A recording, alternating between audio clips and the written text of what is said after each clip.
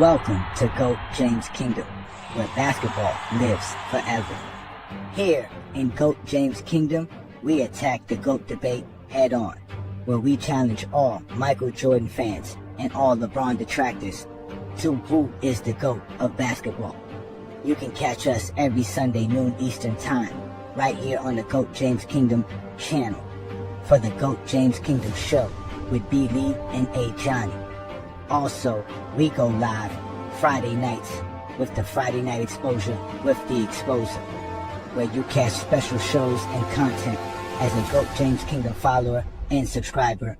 Also, check out the GOAT James Kingdom membership, where you can get exclusive content.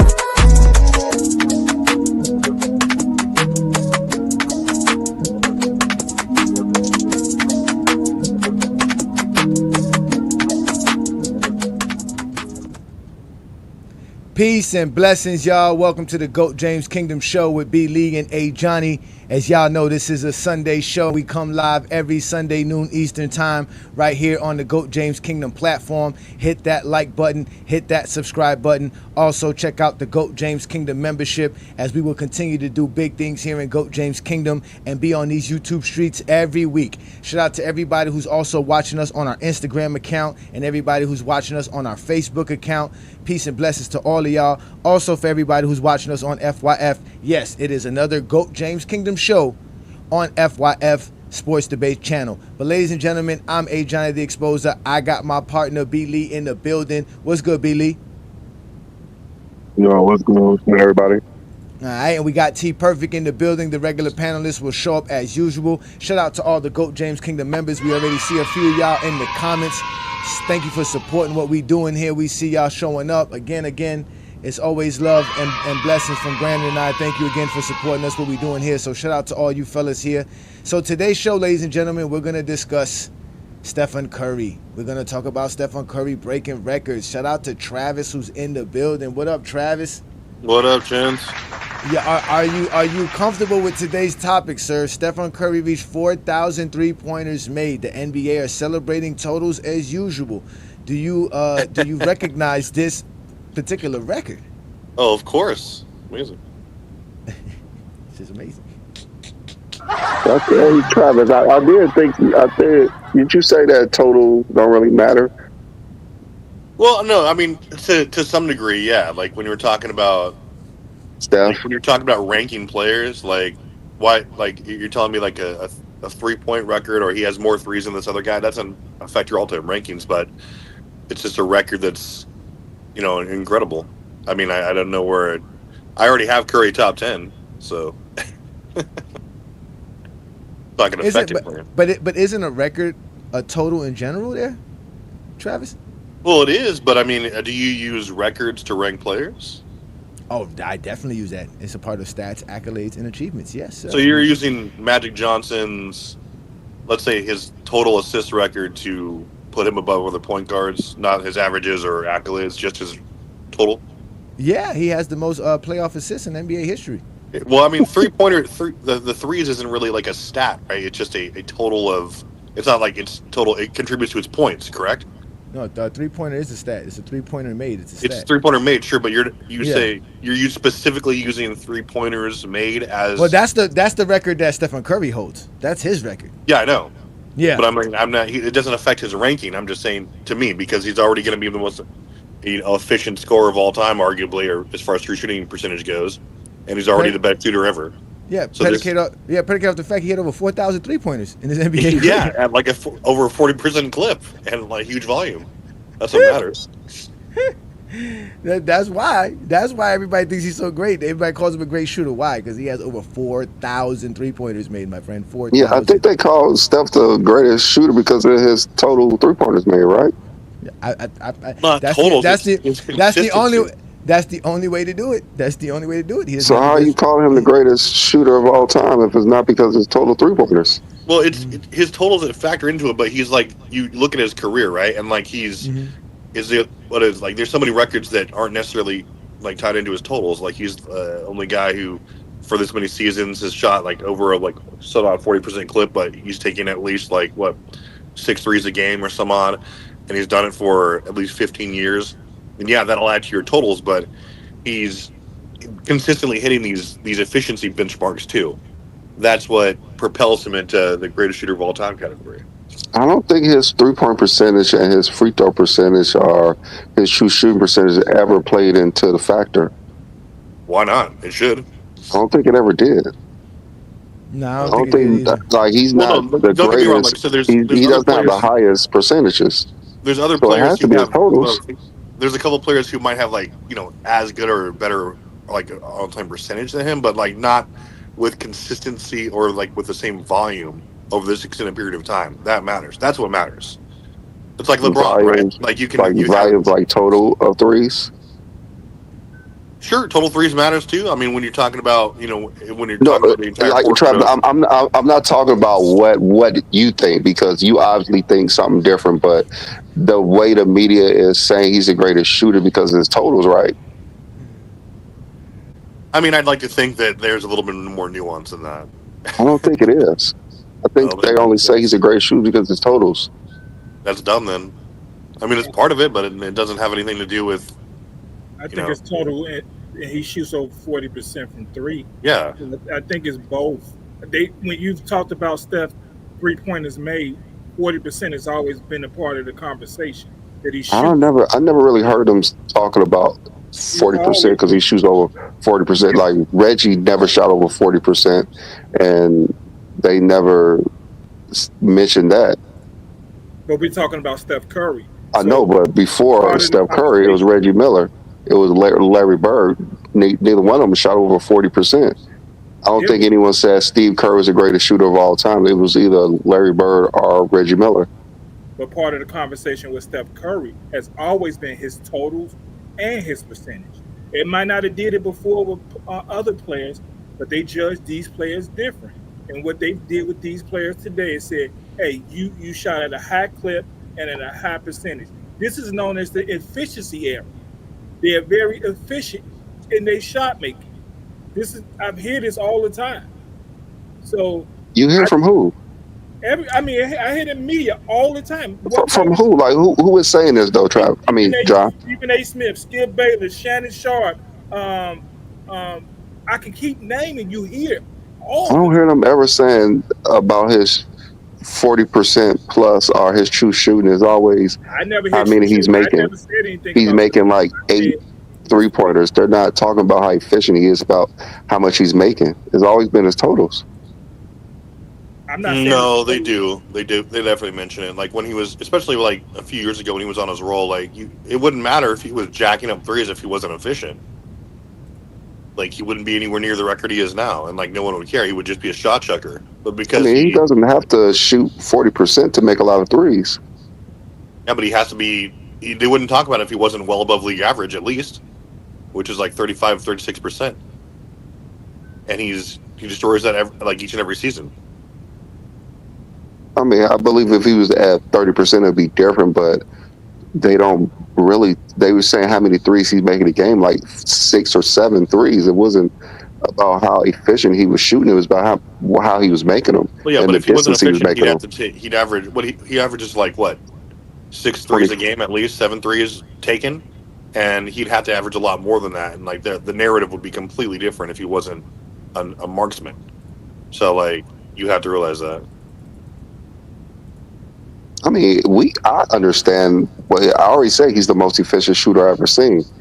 But I'm talking about how the media portrays the greatest shooter of all time is because of the distance and how many he's making, not how efficient he's Well, we know getting. the media are total casuals, so who cares what they think? No, because I think they do both. I believe they've done both. When they show the stats at the end of the game, they show 8 for 12 from the 3 point line, shooting 47%. That's always been a part of the conversation. With Steph Curry, when it comes to it, I believe that's always been him being efficient has always been a part of the conversation. The totals are a part of the conversation. I'm not trying to take totals out the conversation. I just believe the percentage has always been a part of the conversation as well, because he's so efficient from the 3 point line. I think that has mattered, and that's contributed to him being a greatest 3 point shooter ever. Mm-hmm. Not just him being efficient. You taking two 3 pointers a game and you being 42%. You taking 6+ and being 42% is a whole different conversation. Mm-hmm. Yeah, like no one said Larry Bird isn't the greatest shooter of all time, even though he was in that era in the '80s. He was probably the best 3 point shooter or one of them but he wasn't taking near the volume that Curry is to be considered that. Like he was like the guy who first weaponized the three to any degree where teams literally thought, hey, we can build around this and we can emulate this to be basically what the league is today, or at least that was a huge part of it, where they started to say, hey, you know what, this is such a more efficient shot. Let's get players practicing that. We can't let one person be the exception to the rule. So, and then obviously, yeah, he was shattering 3 pointers made for an entire season, and then he was coupling that with 3 pointers made while shooting at least such and such percentage from the field. So all those things coupled together to make him the GOAT shooter. Yeah, I still believe it was how many he was making. Yeah, That's why they were on him. They have never talked about the percentage because he's never been the highest percentage of all time. Yeah, it was never percentage wise, and it was always because he was making a lot of 3 pointers. He was always making a lot, shooting a lot, and making a lot. I know Steve Kerr held the record for 3 pointers percentage. Does he still hold the record? Yeah, he does. Yeah, nobody shoots better than him for percentage wise. Who's right behind him? If you know who's right behind him. Well, Seth Curry has a better 3 point percentage than Stephen Curry. Yeah, his brother shoots higher than him as well. But it's never been about the percentage. It's been about how many he's making and the distance that he's making them from as well. Even Larry Bird, he didn't shoot 40%. Reggie didn't shoot 40%. It was just Larry Bird became this great shooter because of the 3 point contest, and Reggie Miller became because he was making more than everybody. Yeah. Stephen Curry is not even top 20. Oh, okay, I'm sorry. Yeah, he's 13th all time in 3-point percentage. He shoots 42.4% from the 3-point land for his career. That's 13th all time. So you got Cat said Reggie Miller shot 40% from the 3-point line, which is not true. Then he said he did it for 3 to 5 years. Yeah, that's Brandon He played Katz. 19 seasons or 18 seasons, something like that. He didn't shoot 40%. Yeah, Larry Bird didn't shoot 40%. And Steve Kerr shoots 43%, right? 45. Yeah, Steve Kerr 45. So 2% for his career. Yeah, 45%. That's a lot. We're talking about thousands. It is, but the tremendous value that's down. What he shot, maybe 2 or 3 per game. When y'all say shots made, I think that's a major contributor into the conversation that's been around on Steph Curry. But I believe they have added the percentage with it. I hear it all the time from them. Not only the totals, the percentage made, because trust me, I can promise you, without the percentage, they don't have 4 championships. We all know that. Without the percentages, they don't have 4 championships. And, the thing is that, let's be real. In the finals, it's not like he was shooting lights out before Kevin Durant got there. Let's be real. Ray Allen and Reggie Miller were considered the greatest shooters of all time, obviously, because they had the most 3-pointers made. Yeah. And all the guys who are surpassing them are all guys of today's era from the 2010s. The Klay Thompsons, Damian Lillard, James Harden. Like, you know what I'm saying? Like, at the end of the day, that's how people will always judge. We keep telling y'all it's always about totals. And the fact that he has 4,000, it lets you know how much better of a shooter he is than everybody else. He has over 1,100 more than Ray Allen, and then he has, what's it called? He has almost 1,500 more than Reggie Miller made in his career. Yeah. I mean, that like I said, it's part of it. But, like, it takes endurance. It takes, you hone your skill, and, you just an efficient. Like, he checks all the boxes that were necessary to achieve such a thing. Like, LeBron wouldn't have the scoring record, if he was just a 10-point per game scorer or whatever. Like, but he was playing 20, 25 years. Like, he had to maintain a certain level of production, certain level of efficiency, and that's why obviously he's probably the greatest scorer period of all time. It's because he checks all the boxes. So it's exactly what Curry did. Yeah, just like Kobe Bryant is known for a great scorer because how many points he was scoring, not because how efficient he was. Just how many points he was putting up. Just like Steph Curry, how many he was putting up. Yes, that is Vince Carter. Vince Carter is top 10 all time in three-pointers made in NBA history. Shout out to Zero. You guys should be able to use the super chat. We are officially back on. There should be no issues at all. I can go double check that, but you should be able to do super chat with us. Our monetization is back on. Besides motel room. They had sent the email letting us know everything was back on. So YouTube did send an email saying it was stopped, and they sent the email saying it was back on. Okay.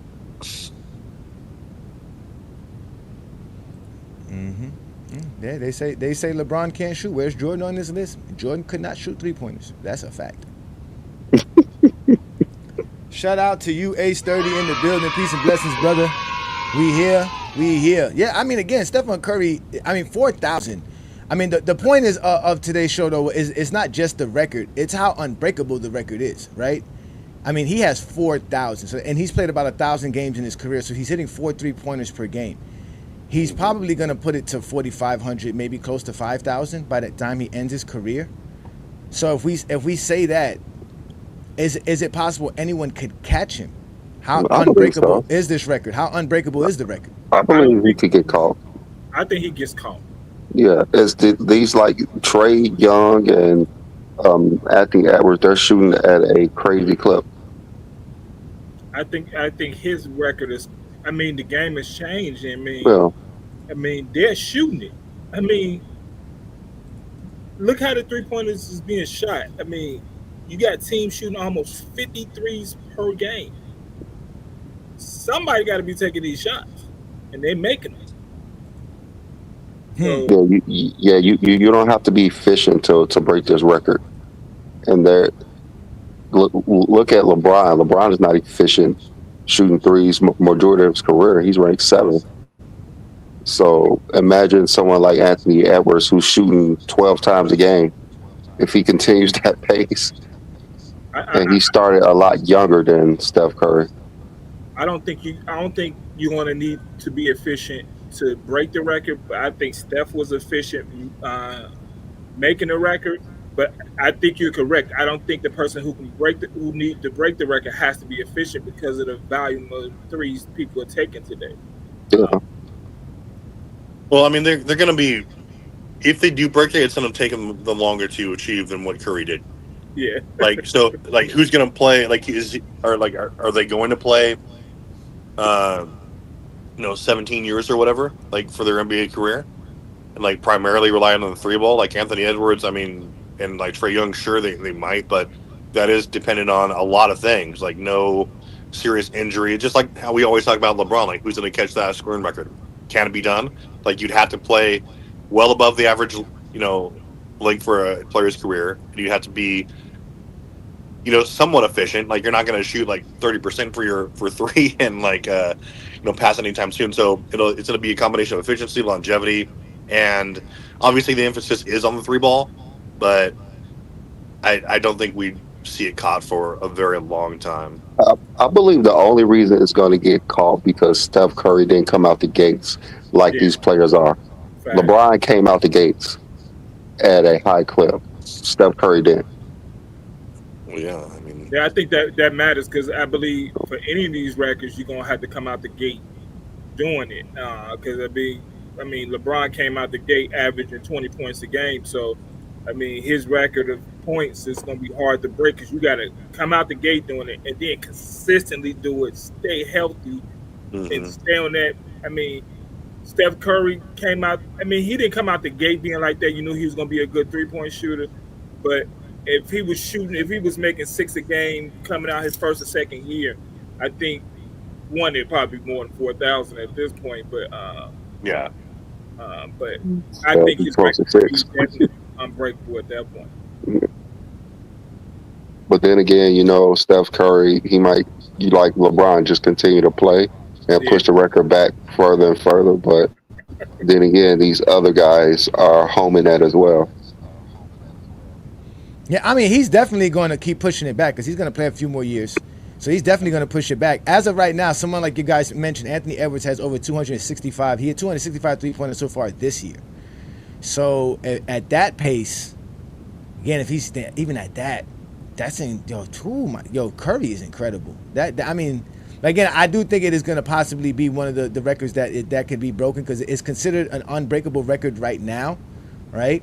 But if we talk about other records that are considered unbreakable, right? How does it fare with those records, right? So let's bring up some of these records here that we all know that everybody talks about, right? We have obviously we have the GOAT, LeBron James, who has the all-time scoring record in the regular season and postseason, and he's about to set more records for the postseason as well. And we know he has 20 plus All-Star and All NBA selections. I don't think any of these records will be touched in our lifetime.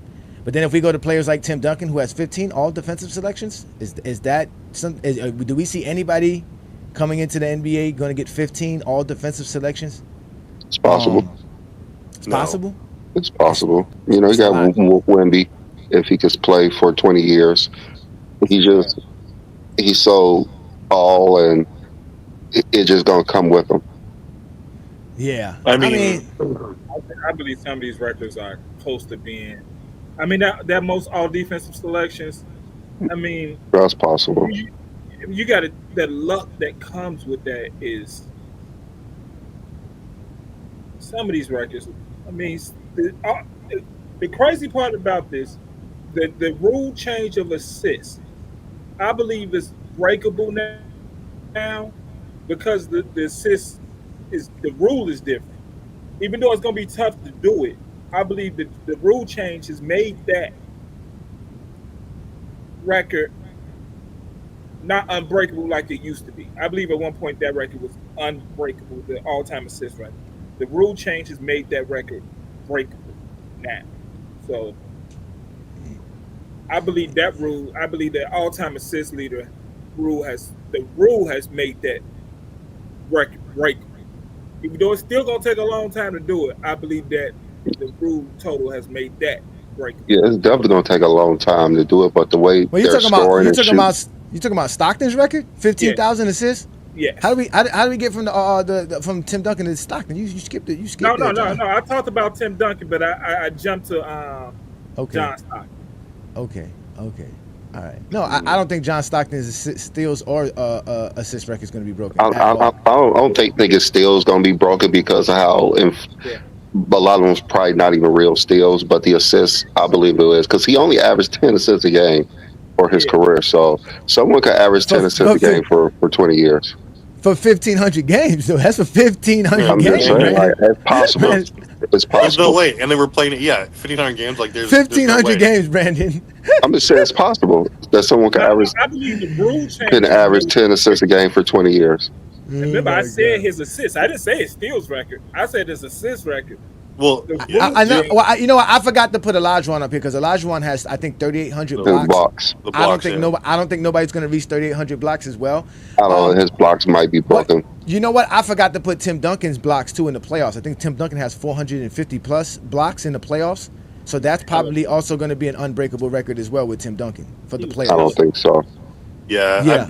I mean, the most unbreakable obviously is that we have the 11 titles here. Like that's never ever going to be by one player. And the rebounds too. And the that's rebounds, not going to be that's broken. never ever going to be touched. I mean, I really don't think the Stockton one either, because that's just an insane feat of consistency. Most of these are, obviously, but I think the 11 titles, like that can never happen again. And I mean, hold on, wait, y'all skipping Thanos here, okay? Well, All time rebound, I just said, the rebounding. rebound is not going to be broken. Okay, yeah, and the rebound's not going to be broken. What about the 100-point game? Hey, John, I think we'll see that. Something down here that I'm not gonna let you pass with this one, okay? I'm not giving you a pass. The all-time retirement record. The retirement thing, that's never gonna happen again. Ain't nobody gonna retire 3 times. Ain't nobody doing that. What you talking about? That's definitely an unbreakable record. We all know that. It's nasty I'm work. reading all this, and he said most finals MVPs in retirement. What do you mean by? I said, oh my god. You the go for that one.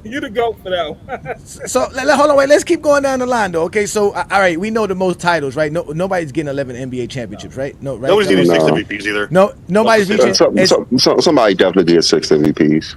No way. Six MVPs. I don't know. I doubt it. I doubt it. 6 MVPs.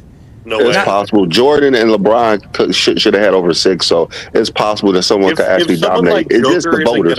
It's just the voters who's not voting, but it's possible. It's possible, but they're not consistent enough to do it. No.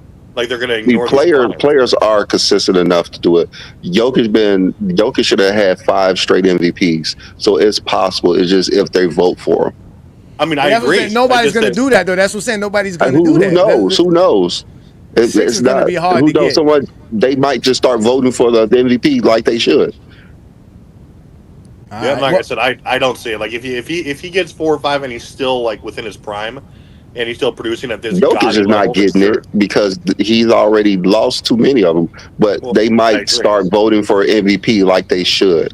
So it's possible. Good luck with that, man. Well, Ishmael said Kareem is tied with LeBron for conference titles. That's true. So LeBron could break that record as well. So LeBron just shattering all of Kareem's unbreakable records out here. Besides the MVPs, which Brandon thinks somebody's going to get 6. I don't see nobody. None of them the conference titles and MVP. Those are not unbreakable records.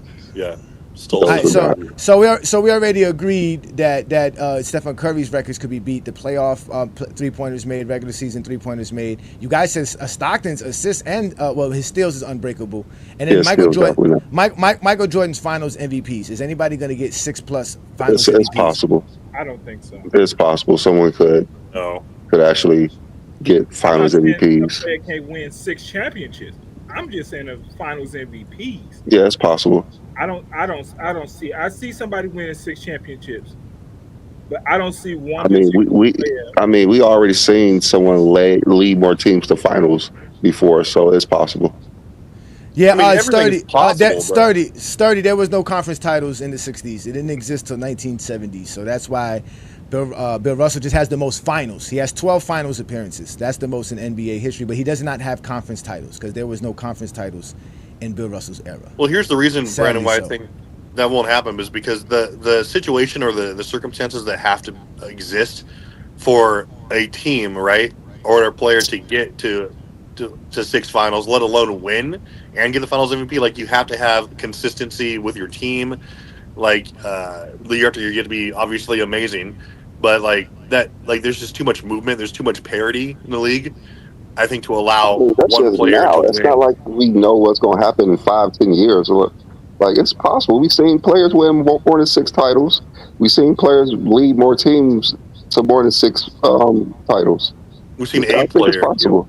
I mean, it's possible, but I just don't think it'll be replicated again. And then agendas matter. Narratives matter.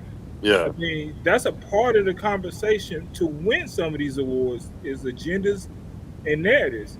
I mean, you got to think a player can win 7 championships and 2 agendas can change him from winning 7 finals MVPs just like that. And he would deserve the 7, but agendas and narratives can change all that.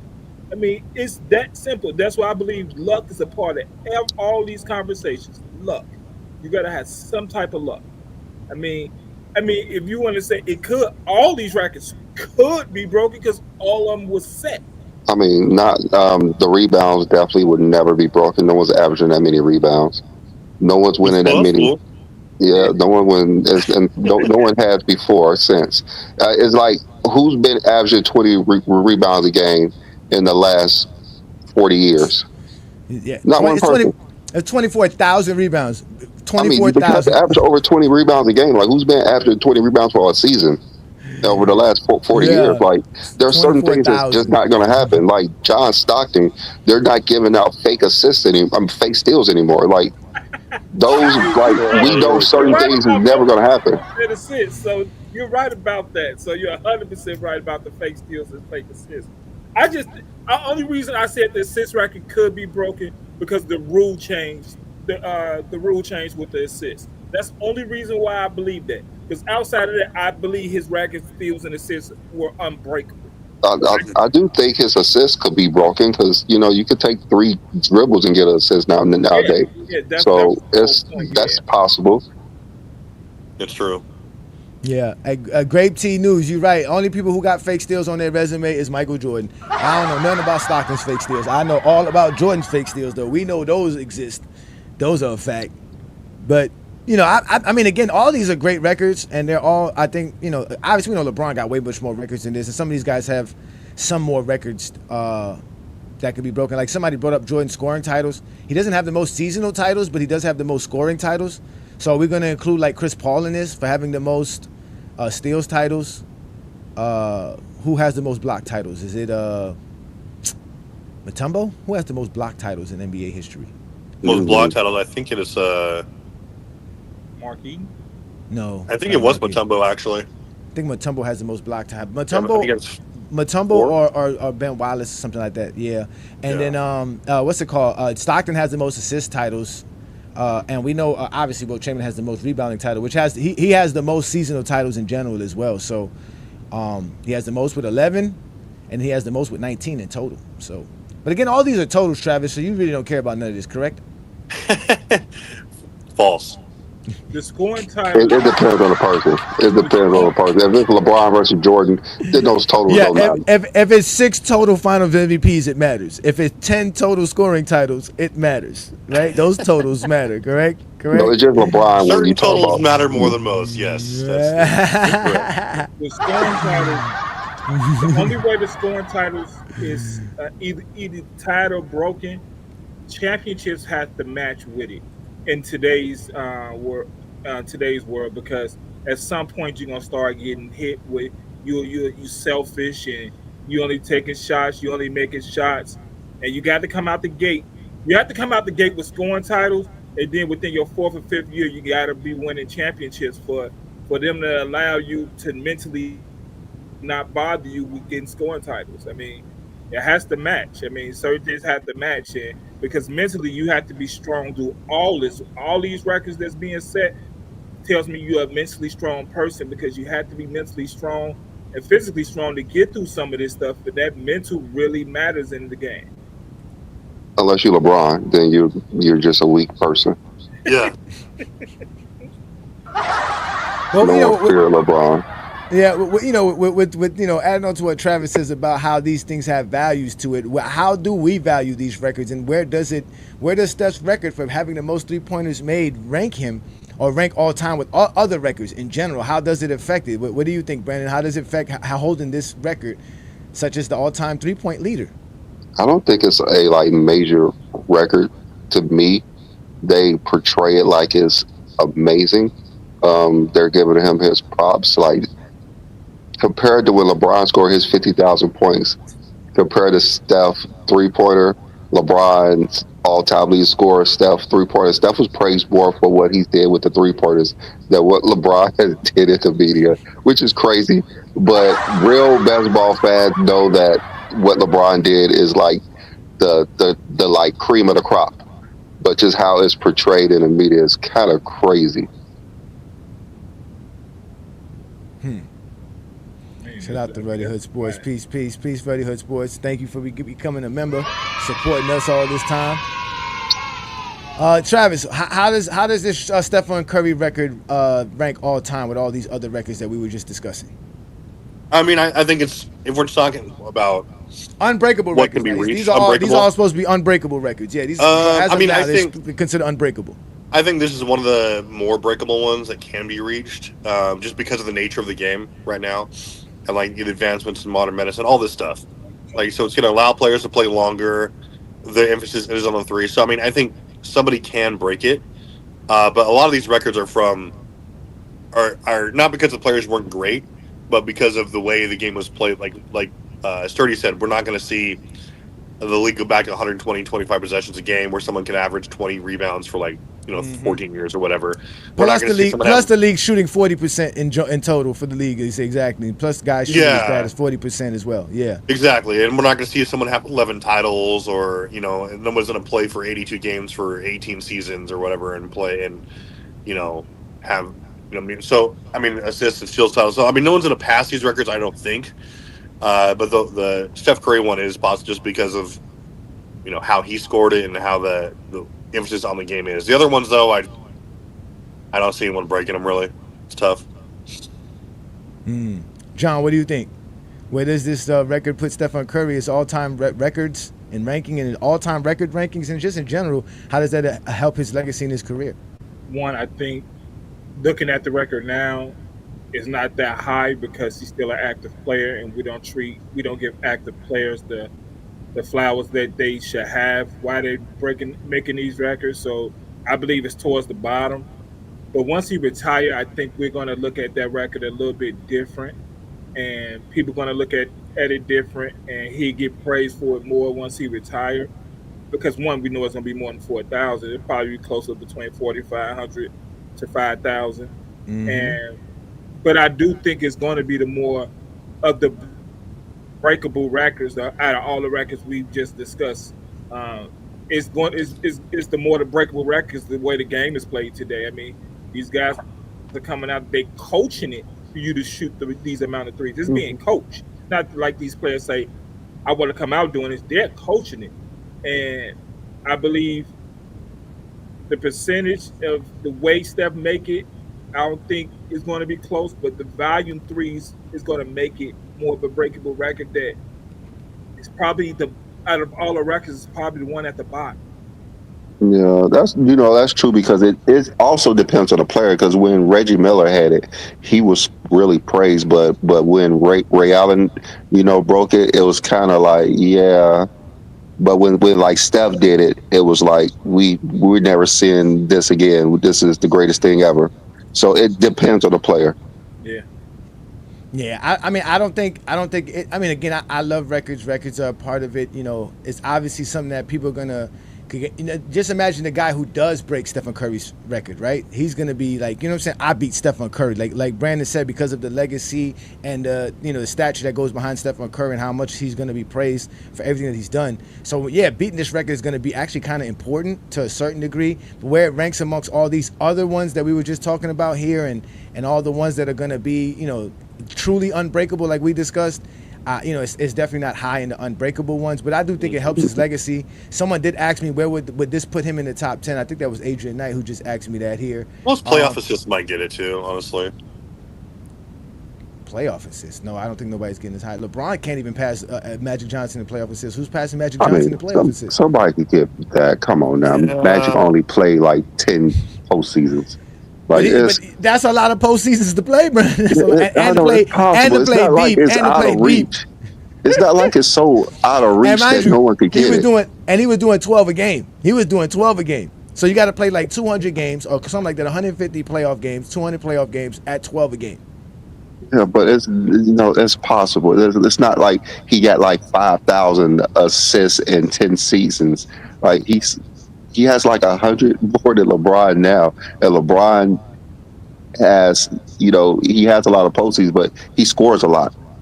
Yeah, LeBron's been in the playoffs for a very long time. Brandon's the most playoff games ever played, and he scores a lot. That's why he has more, because he scores a lot. Yeah, that's what I'm saying. That's why it's going to be hard to do. To do what it's going to be hard. But it's possible.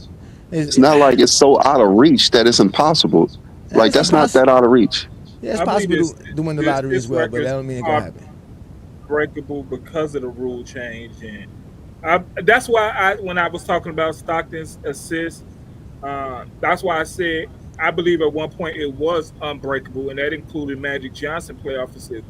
But the rule change of the way what makes an assist today has made them records breakable. more breakable than at one point they were unbreakable. So I believe it's going to be tough to break Magic Johnson's assist record, but I believe it's breakable. The only reason Stockton has that assist record because of Magic's career was cut short as well. Yeah, facts. Because I believe Magic Johnson will have both the record. Yeah, he would have definitely have it if his career wasn't cut short. Stockton had to pass Magic for the record. Yeah, he did. Yeah, the seven people passed Magic. Magic's fifth now. Yeah. And then Magic averaged more assists than Stockton anyways. So, like I said, like it's possible for someone to break that record if, a point guard like Halliburton, he, plays 20 plus years. It's possible for him to break John Stockton's assist record when you could damn near take 3 dribbles to get an assist. It's possible.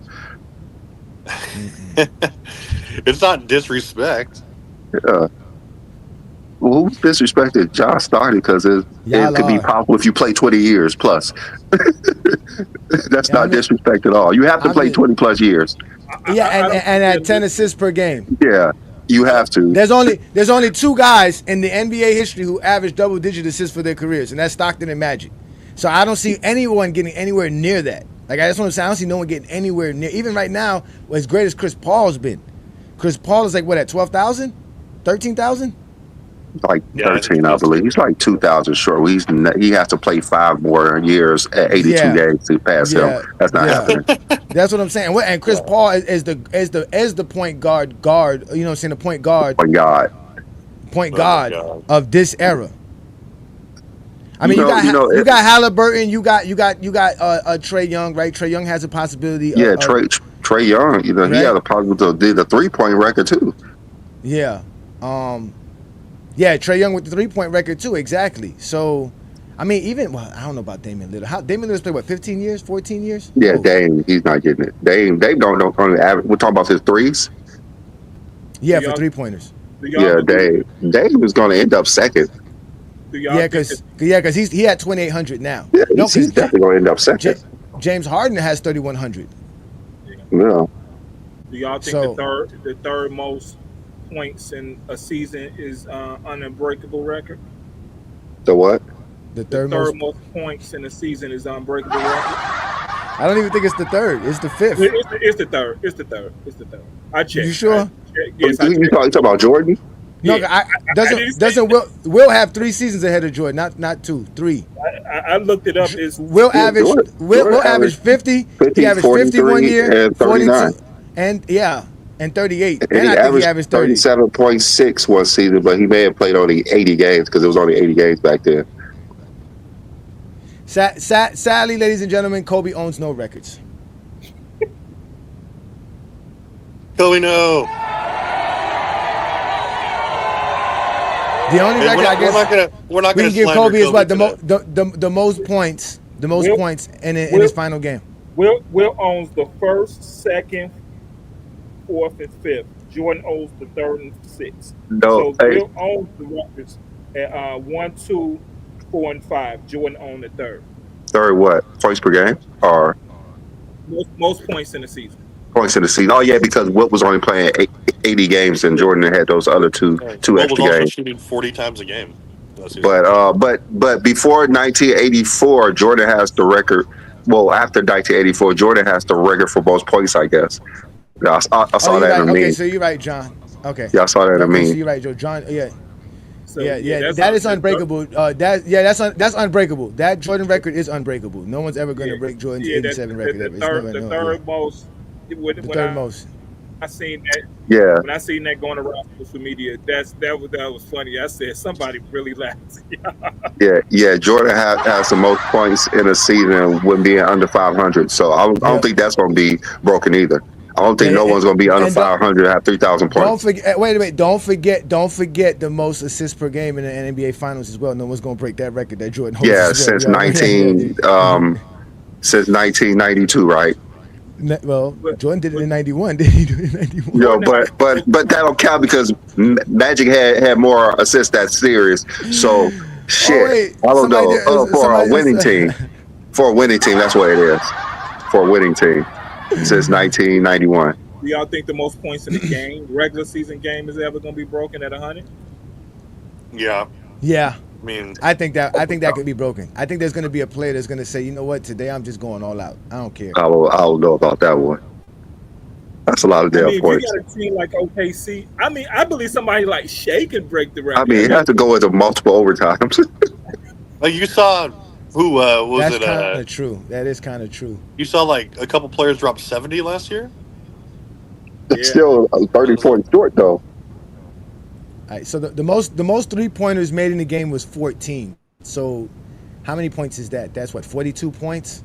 So a player would probably have to hit 23s. But the real, like, who is the 63-point playoff record unbreakable? No. That one's not unbreakable. That one could be broken. That one could be broken for sure. It will be broken. Probably by something like Jokic. It will no. Jokic's not breaking it. It'll be broken in a win as well. I mean, I can't say that, but I was just saying that. Oh, we got Lord of the Fifth here, the Kobe sucker, right here, right on time. Oh, he's like Kobe's cheerleader, needlessly. We're all Kobe fans, bro. You don't need to glaze him every single day. What about Kobe's record of? That's a record, 62 points versus somebody's 61 points. That's a record. It was a 62. If you make up stuff, that's a point. That's a record. It was. It's like his personal thing. Like it's 62 points in 3 quarters versus the Mavericks. You know what? Kobe will have more in 3 quarters. Kobe has a record. Kobe has the most statues. Shut up. No. Does he have like the most consecutive months averaging? What? He does. I think he does have the record for the most 40-point games in a row. If I'm correct. Yeah. I mean, we can go to record. There's a lot of records. Kobe was a monster. I'm never going to take anything away from Kobe. Yeah. Did James Harden break that record? No. I think the most consecutive, I think he did have a record, but I believe James Harden broke that record that year he averaged 35. I could be completely wrong, but I think James Harden broke that record.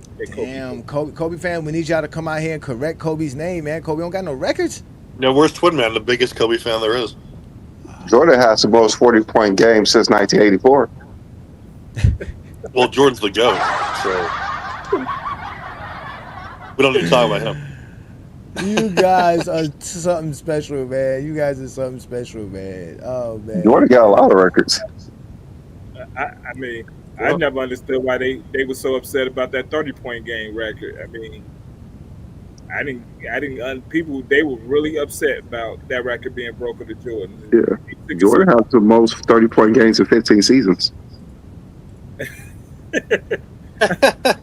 Yeah. You sure about that? Yeah, he do. Yeah, he does have the most 30-point games 15 seasons. More than Will Chamberlain? Yeah, Will doesn't have the most 30-point games. So it's automatically Michael Jordan. No, but Will played 14 seasons, so why are we using longevity versus Will Chamberlain? Jordan has a record for. No such thing, remember? Jordan has a record for the fewest games to score 32,000 points. So that's something he has for real.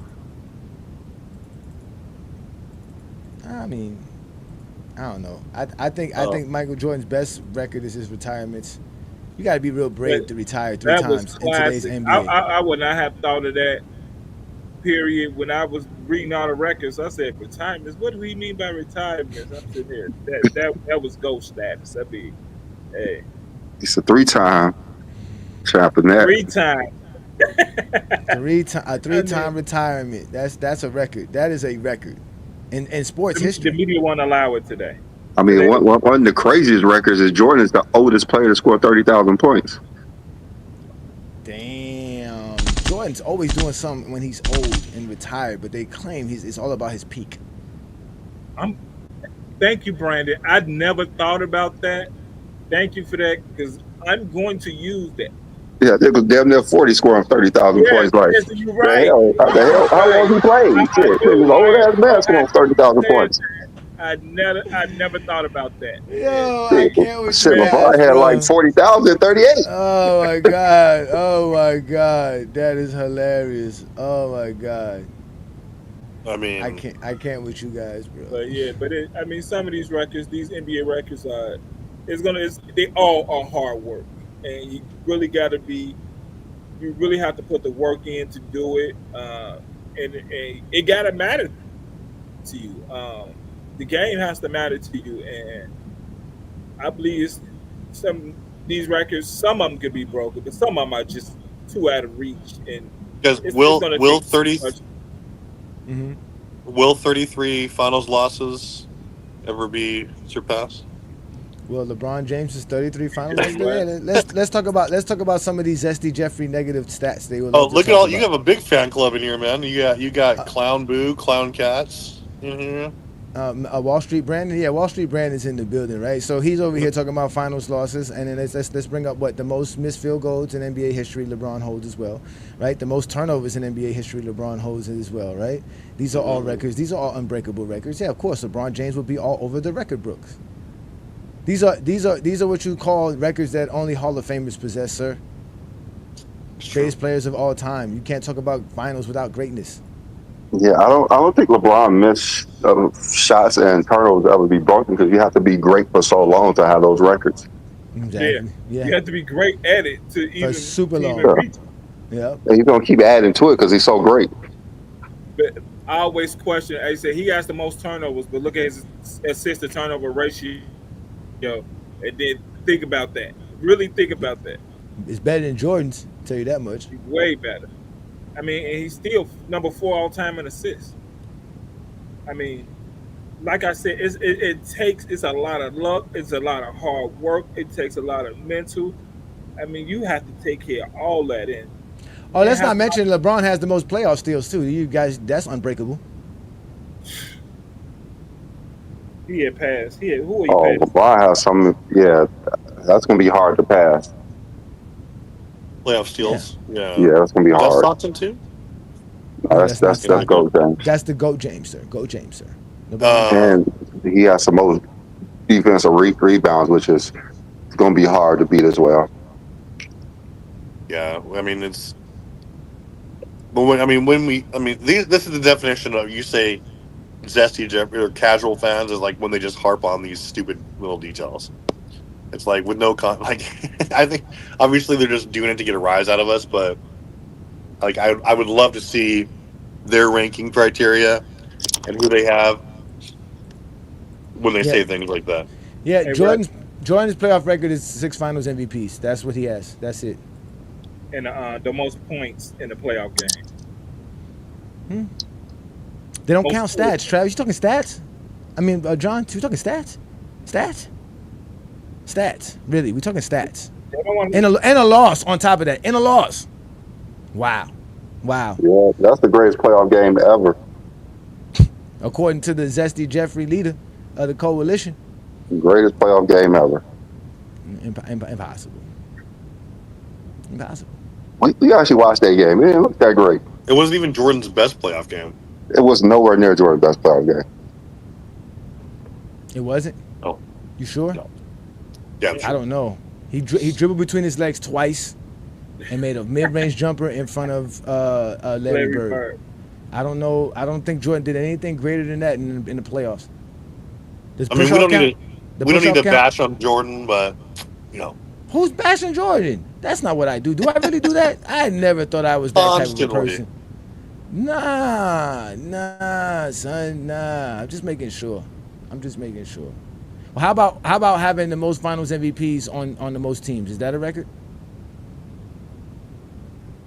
Yeah, I mean, pretty obscure one. I mean, LeBron has the record for most Finals MVPs. What do you mean? I don't get this. Finals MVPs to 3 years. What I do? They all here making fun of me, man. I'm just saying, bro. These are just records that exist. I mean, what other alpha in his absolute prime was team hopping and reaches? I mean, maybe Shaq. Yeah, a lot of guys. Barkley. Now I was thinking about that the other day. I was thinking about all the players that swapped teams during the '90s, and nobody really talks about Tim Hardaway, Chris Mullins, Chris Webber, Shaquille O'Neal, Charles Barkley, Clyde Drexler, Alonzo Mourning, Larry Johnson. I mean, Doc Rivers. Doc Rivers. Dominique Wilkins. I mean, that's a lot of players. Yeah, I mean, there's a lot of. I mean, who really had the chance to win that many though? Like, Scottie Pippen switched teams in the '90s as well. His prime though. He did. It was in his prime. Like He made the All Defensive team as soon as he left the Bulls. Second team. Oh my God! Still All Defensive team. Still All Defensive. Oh, Dennis Rodman. Yeah, a few guys left their teams throughout the '90s. Yeah. Mm-hmm. Yeah. Jordan tried to as well, but Jerry Reinsdorf said, "Here's $30 million." Jordan said, "Where am I going? I care more about money than my own pride. I'm gonna go play and win." Yeah, because I remember it was in the newspaper that he was thinking about going to the Knicks. I think they offered him like $25 million for a year. And I remember that talk was going around everywhere, and then the Bulls said, "No, here go $30 million," and let's end this conversation. Been the worst decision of their life. Bulls. Hey, they knew a lockout was coming soon. So leaving the Bulls allowed Pippen to flourish. Eminem. When did he flourish? Is that when all of his numbers went down, like when he went to Portland? And no, '94. What are you talking about? No, he said when he left the Bulls.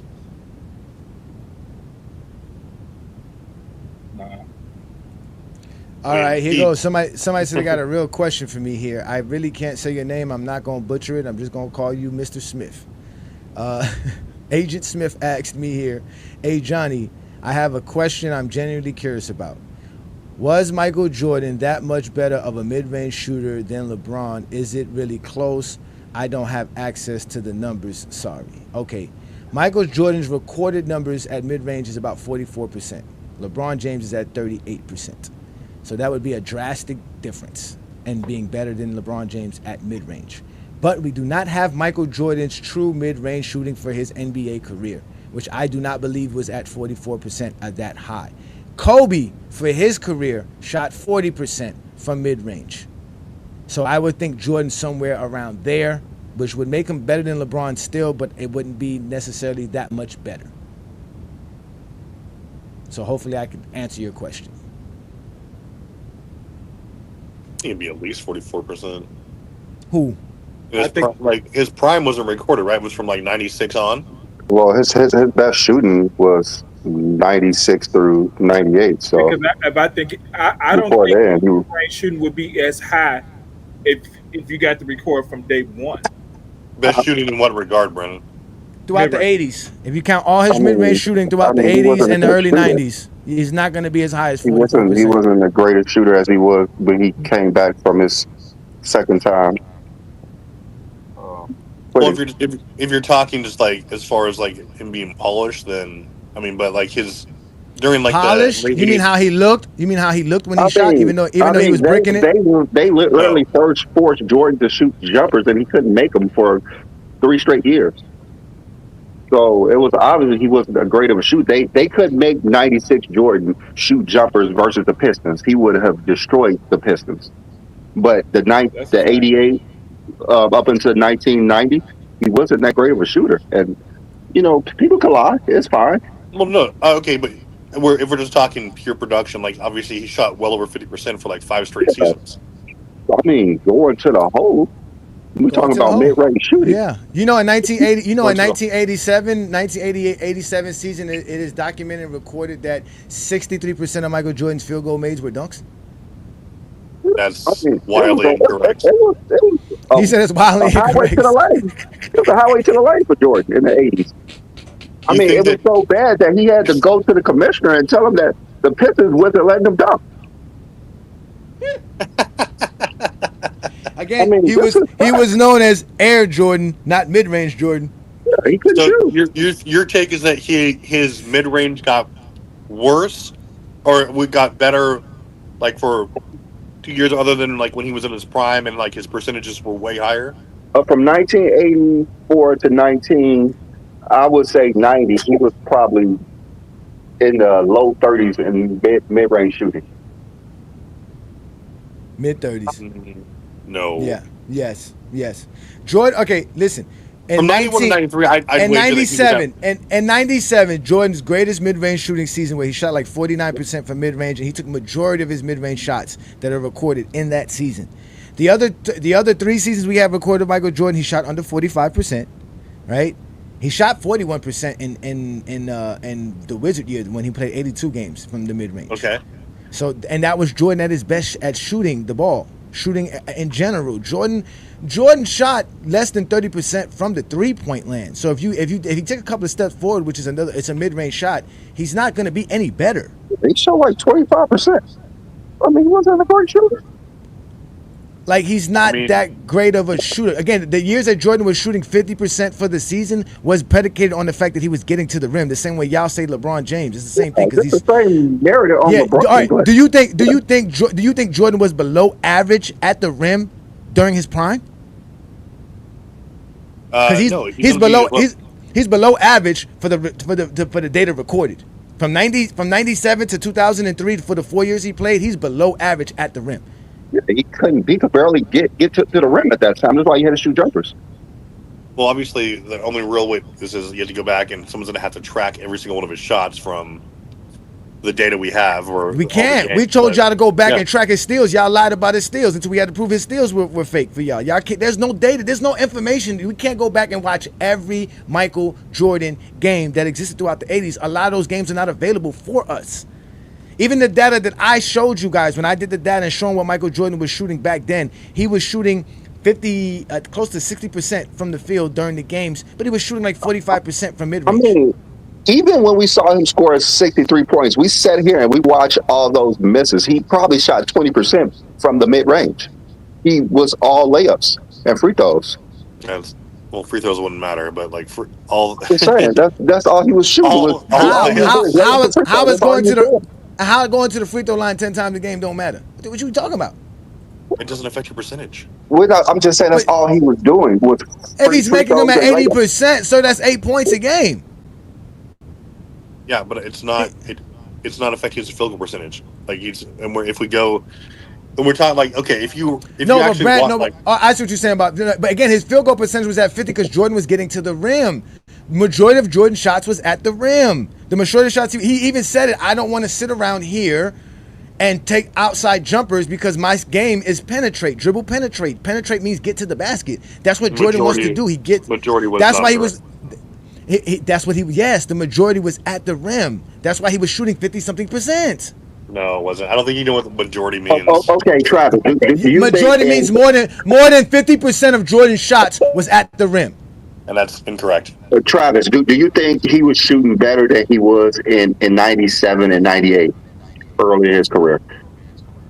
Early in his career, probably. I mean, no, but I'm thinking that when the time 1990 rolled around all the way through his championship years, like he was a very effective mid-range marksman. Was he shooting better than he did in 97 and 98? Do you believe he was shooting better? He probably shot better. He probably shot better in, I'm going to say at least 97 or 98, yeah. Maybe not 96, but, I mean. Okay, so by default, it would be lower because he was not a great shooter at that time as he was later in his career, 96 to 98. So it would have been lower. Why? I thought you just said he was better shooting 96 to 98, right? So it would have been. I'm going to explain to you why. Travis. I'm going to explain to you why, Travis. Because if Jordan was shooting around 60% at the rim and shooting at 45% from mid-range during those span when he was with the Wizards in the last years in Chicago, that means for him to still sustain that 45% shooting during his prime years that you're talking about in the early 90s and the late 80s, he would still had to been shooting around 60% at the rim. That's what you guys fail to realize. Jordan is not shooting that great from mid-range his entire career.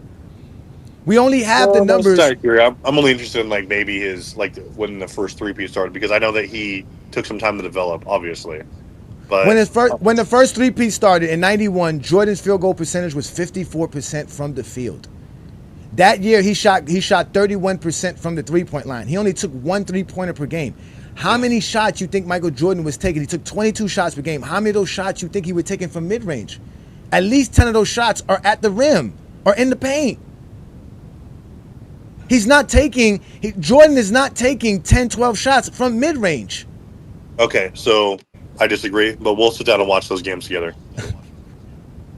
Anyway, we already watched Michael Jordan score 40-plus points versus all these teams, and all he was doing is missing mid-range shots. And y'all said that those are his worst games we're showing. No, those are his best games we're showing. Those are the best shooting we were showing.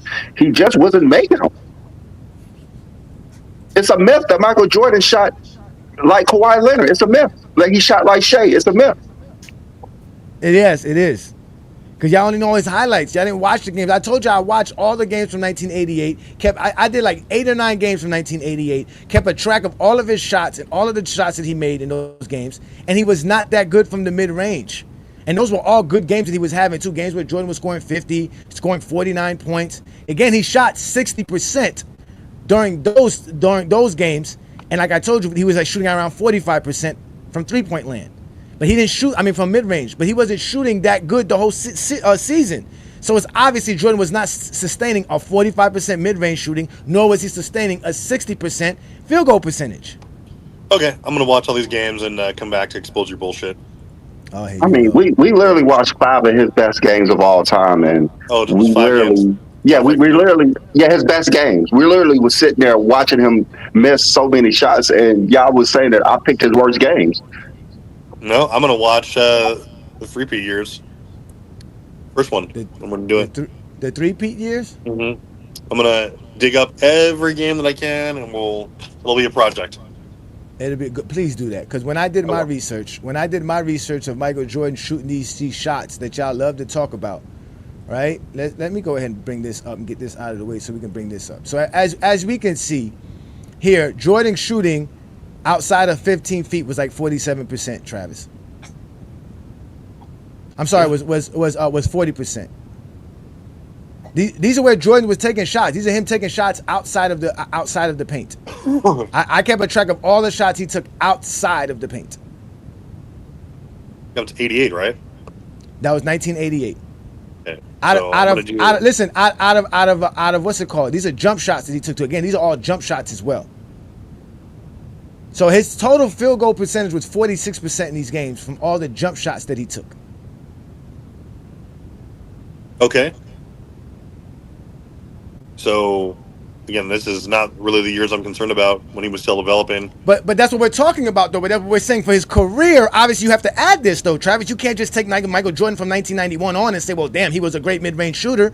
If that's the case, I can take LeBron James from 2012 on and say he's a great mid-range shooter. No, that's exactly what Brandon did, LeBron James shoots well better than 38% since 2012. Way better than that.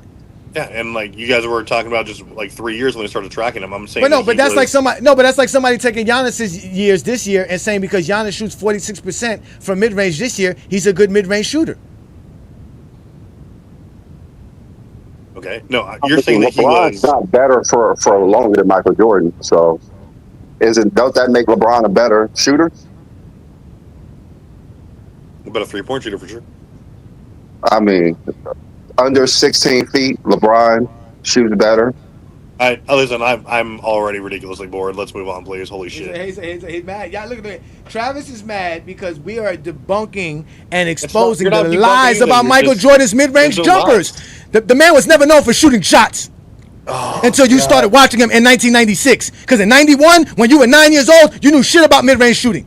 So you're just saying that he was just dunking 90% of his shots and like... I didn't say 90%. I told you that they charted the records that said that 60% of his shots were dunks in 1987. 60% of his field goals made were dunks. Were dunks?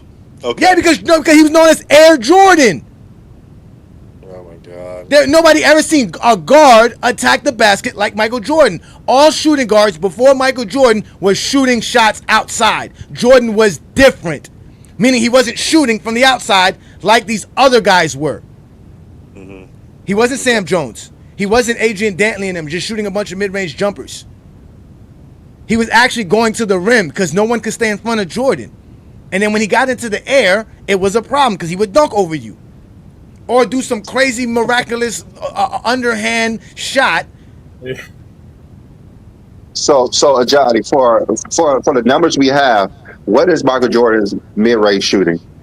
For his career? For the ones that we do have? 44.5%. 44%. 40. So if we include his whole career, where would you believe it would be at? Somewhere close to what Kobe's is, around 40 or 39%. Kobe's at 40%.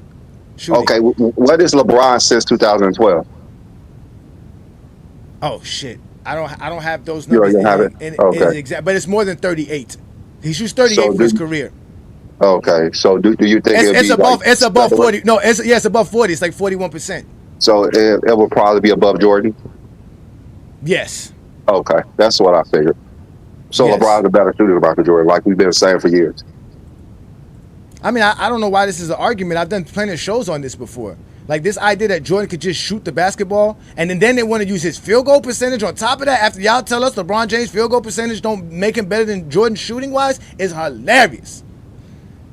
Completely hilarious. Well, you could probably use true shooting percentage, right? Is LeBron better true shooting percentage? We already know LeBron's better true shooting percentage. He is? What about expected field goal percentage? Is LeBron better there? LeBron's also better there as well, yes. Oh. Yes, LeBron's also better there as well. Again, I don't know why we have. I'll look those years up and get back to you because I think that you're completely full of shit. Well, yes. we all know half the time the Giants full of shit. So Travis, come in debunk this next week. Come in debunk Johnny being full of shit because that's all I hear every week about how Johnny's full of shit. So it's par for the course, right? Like he was bullshit about AD. Thousands of comments saying how much full of shit he is. So damn, y'all just be hating on the Haitian, bro. Just be hating. I mean, that's what they be saying about you in the comments. I be reading them. They be talking shit about you all the time. They be really talking shit about me all the time. But you know what, Travis? Since you want to be so happily, I mean, you really just be doing this to yourself. I didn't ask for this. I didn't want this, but I got this, and I am here for you, motherfuckers. I really am. So this is what we're going to do because Travis wants to end the conversation. We're going to end this conversation. And what we're going to do is we're going to see all of these Zesty Jeffries in the comments. What do you say they at, Brandon? Can we bring up some of their comments while we show Travis the excellence of Michael Jordan's mid-range shooting throughout the 80s and the 90s? They are all spread over TikTok, Instagram, YouTube, Facebook. There are thousands of them every day. And it's so sad too because they don't call me out particularly. They try to lump me up and say GOAT James Kingdom, and I keep telling them I'm A Johnny. I'm by myself right here, right? I got my partner with me, but as y'all can see, my partner doesn't agree with everything that I say. He doesn't agree with everything, but he does agree on this one. Jordan was not a great mid-range shooter. He was nowhere near a great mid-range shooter, and we're gonna keep showing y'all why he wasn't. Boy, these Knicks play defense inside your jersey. Chicago starting the offense again with 10 seconds on the clock. 7. Air ball by Jordan. Oh! Vincent comes left, plays it left corner to Jordan. Michael fires, missing. To right. He's up top, double pumps, right side of Paxson. They look in, back to Jordan. Turn, eating on him, close up the rear. This one is 6. Now we got Jordan with the ball in the attack. Why are you so silent? That's a beautiful mid-range shot. It looks good. It looks good. Here we go. Here we go. Oh. Damn. Now Here we go again. Posted, turns, fires, short. Excellent rebound. Oh, shit. Up to Jordan, 5 on the clock. Michael right of the key. Hit it up. Jordan's 22-footer. Nigga, LeBron couldn't do that. Left to Sellers. Jordan has it wide left, 6 to shoot. Jordan against Birdsong. Turns, shoots the shot under pressure, short. Ball on the floor, Birdsong. Oh, my God. Here comes. Here comes Jordan 1-on-2. He stops and pops and missed it. Go ahead, Brandon. You can talk. We listening. I'm just saying, he does look good shooting those, though. Look at it. Look at it. Look, he looks good shooting those shots. Look at that. It's off, but it looks good. Look how he's palming the ball. Man, that brick look good. 8 to shoot. Michael Jordan right of the lane shoots the fadeaway jumper in. shot at him. That fadeaway brick look good. 6 to score. 3 minutes gone, 9 to go. Jordan's got it. His 4th shot of the game, no good from 20. Yeah, that's a nice looking elbow. Left side Jordan, outside jumper short, rebound. Sam, top of the key, picks it up, plays it into Jordan. Low right, turnaround jumper, rimming, no. Rebound, Oakley's. Alan Level also in the ball game, and he's had a good game as a Look, player. Look, leaving Jordan open. Take that brick. He'll be guarded by Hanson. Pippen. He probably made the next one then. To Michael Jordan. What a quick move. Turn to the right. The jumper no good. Sellers out in front, the 7-footer from Ohio. A little bit short. The MVP of the NIT tournament. Here's Jordan, a 20-footer over Scott. It's fine. I think he look good shooting those bricks. Oh, I got more. Bulls inbound to Jordan, right baseline shot, Mayor ball, Sellers. Late season, and right now. Save you some time, Travis. Oakley, Charles holds her high. Swing it back to Michael Jordan, angle right. Go to the base. Jump it from 15 over Hanson. It's in and What out a the rebound. stupid Parrish collage. has him in the switch. Shot pocket 6, long outside jumper. Michael Jordan rims high. Like, you think this proves something, it really doesn't. But did he miss some shots during random games? Low right Jordan against Dennis Johnson. Michael fakes fadeaway jumper. Rimming, no. You realize we couldn't have to the How many shots you think he took per game? We know exactly how many shots he took per game. So if he shot 45%, that means I should have at least half of this. I should have enough of him making these. If he was making 45% of them, he wasn't. Oh, you can definitely show. No, I can't. I'm not gonna find this. I'm not gonna have over 3-minute clips of Michael Jordan in these games making mid-range jumpers. I'm not gonna have it. Also, I'm Travis. talking about 3 years. Travis, You're if you go look up those same games that I just brought up, you're not gonna find the same amount of Michael Jordan made mid-range as you saw him missing. That film. That's just the facts. From this retard. Whatever you're saving, this will be my project, and we'll get back to you because I think you're way off. All right. With that being said, let's let some GOAT James Kingdom members up here because Travis has bowed out. He is furious. You got the Glazers. But good thing though, good thing you live in a beautiful city where you get to see the sunrise and the sunset. So anything A. Johnny says does not ruin your day like I do everybody else here in the comments because they don't got the beautiful scenery you have after you end today's show. And not to mention the Lakers might lose today, which might make another great day for you. Yeah, perfect. Let's get 5 in a row. Keep it going, boys. Let's choke out with his groin injury. We've got this. Oh my God! Is Luka not going to play either because he's a bitch too? I don't know. Luka was resting for this game because he likes to play against Kevin Durant and Booker. You know how he likes to play against Booker. You know he loves to show out when it's time for Devin Booker to get on that court. KD's going to drop 35. Let's go. Oh my God, this guy here. Yeah, you're not the locker room. You the dude that we got on film in a Versace robe in the streets. Playing what's called HOA leader, HOA president. I hadn't got to speak to you since you did that show last Sunday night. And I know all 3 of y'all was on there. I just want y'all to know that was a classic show. I mean, y'all need to make sure y'all save that show and put it up so it can never be deleted. That show I was going back and forth to watching it. I mean, it was just classic. I mean, you know something? I wish I was like painting or something while y'all had that show, because I would just cut the show on and just let it go and been able to listen to it the whole time. That show, and people, if y'all hadn't had a chance to listen to that show, please go back and listen to what Johnny, Brandon, and Travis over that show. It's classic, and trust me, I would have did the same thing to you guys. I would have hit y'all with something. I'm gonna do something because you ain't gonna mess about me all that time and get away with it. Hey, I gotta pause something. Wait, which one was that? That was last Sunday night. The Sunday night show. The show about motel room. Motel room. Yeah, the motel room. Yeah, shout out. Classic. I'm sitting here like, I can't believe y'all do it. And then the graphic work. Who did that? I need to know who did that. Who did that? The basketball Brandon, that was you. That was the basketball gods. I keep telling y'all, me and Brandon are in the favor of the basketball gods. We come across information and things we don't even be trying to look for, right, Brandon? We don't even be looking for shit, and they just really roasted that man. That was good. The only thing you was missing was the Holiday Inn song from Chingy. I was close to making that too. I really was. But the Holiday Inn is a little bit too much upscale. So yeah, he's at a motel. That was definitely a Motel 6, his bitch ass, man. So anyways, we got Twin Man in the building, a GOAT James Kingdom member. Can you make Travis feel better and say how Kobe is great there for us, Twin Man, please? Can you please, can you help Travis out? That is the third time I've heard this name. That's great. Right. Help me out. What's up there, Travis? How you doing? I see that you're really going to die on this hill that Michael Jordan was just this great mid-range shooter, huh?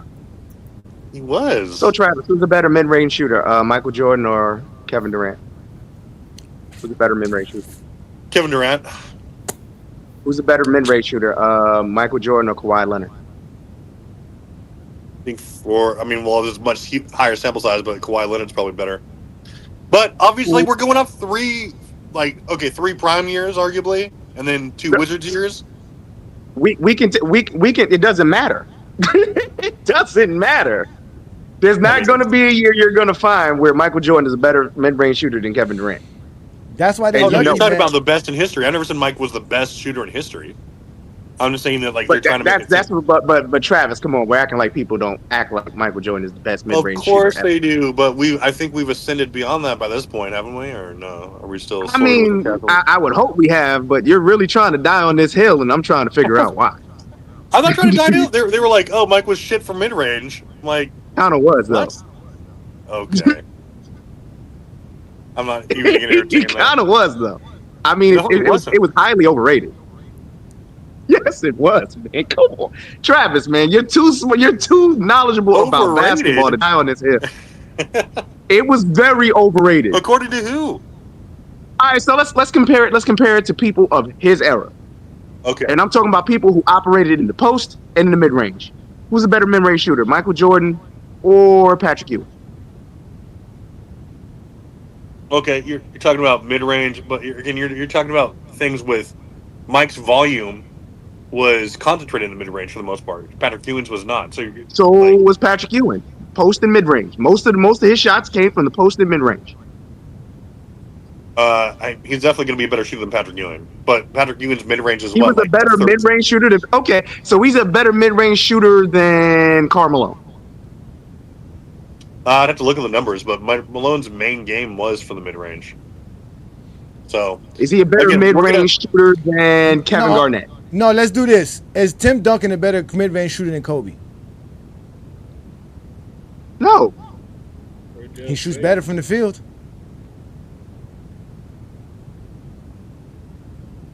Paul George is a better mid-range shooter than Kobe. If they want to use percentage. Let me see the volume. Oh, now volume matters. Totals matter. Now volume matters. Come on, now we're showing the percentages, man. Because if we go to totals, Jordan is nowhere near the greatest mid-range shooter of all time because he doesn't have nowhere near that. Twin Man's argument. No, we're not. No, because you said you brought up Jordan. Jordan doesn't shoot as good as these guys. That's what I'm trying to tell you. You think Jordan? You think Jordan sustained a 45% mid-range shooter when that's what Dirk Nowitzki, Kevin Durant, and Steph Curry shoot for their careers? Jordan's nowhere near these guys. They have to think Jordan shot 50%. But Travis, if you just had to give a rough percentage of Michael Jordan's whole career, what would it be? I'm not sitting here saying terrible for the career. I'm probably going to say his career. I'm probably going to say it's around 40. Like I'm going to do this research. I'm going to go back to the 90s, the beginning of the 90s, where there's a huge gap, and then nobody wants to focus on that. And I'm going to try and do that, but I'm going to say probably about 43, 44%.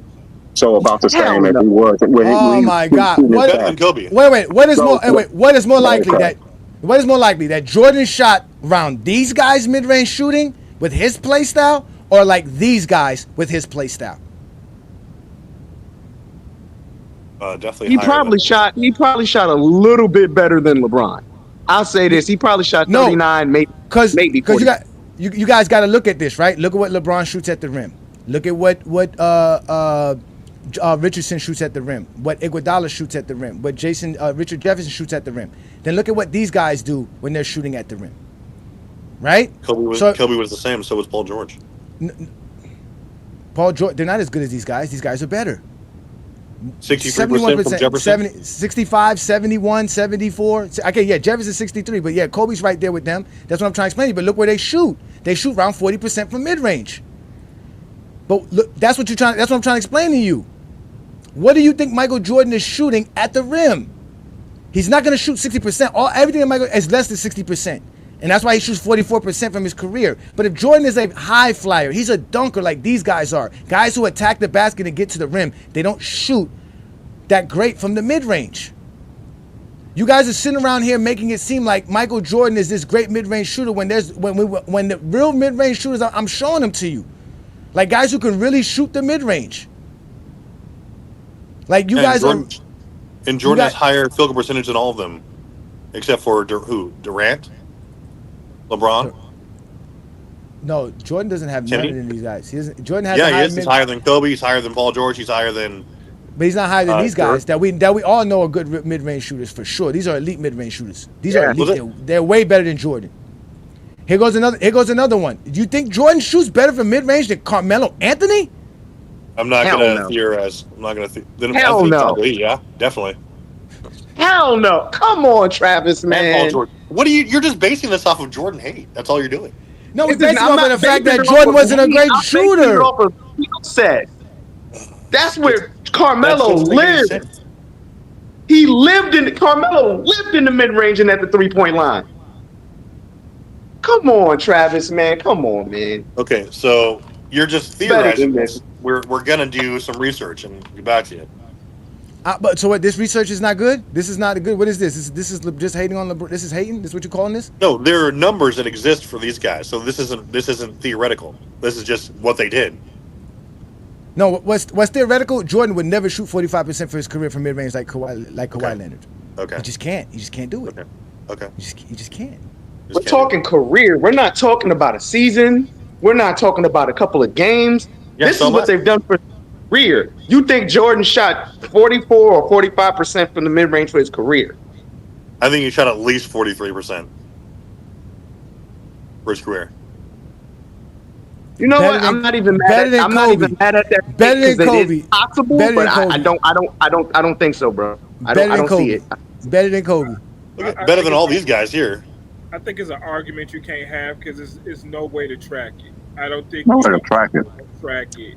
That means you got to have every game possible, and like Johnny said, it's not even available. Every game isn't even available for you to track. I mean, you can guess it, but it's impossible to guess. I mean, you got right here Steph, Dirk, and KD.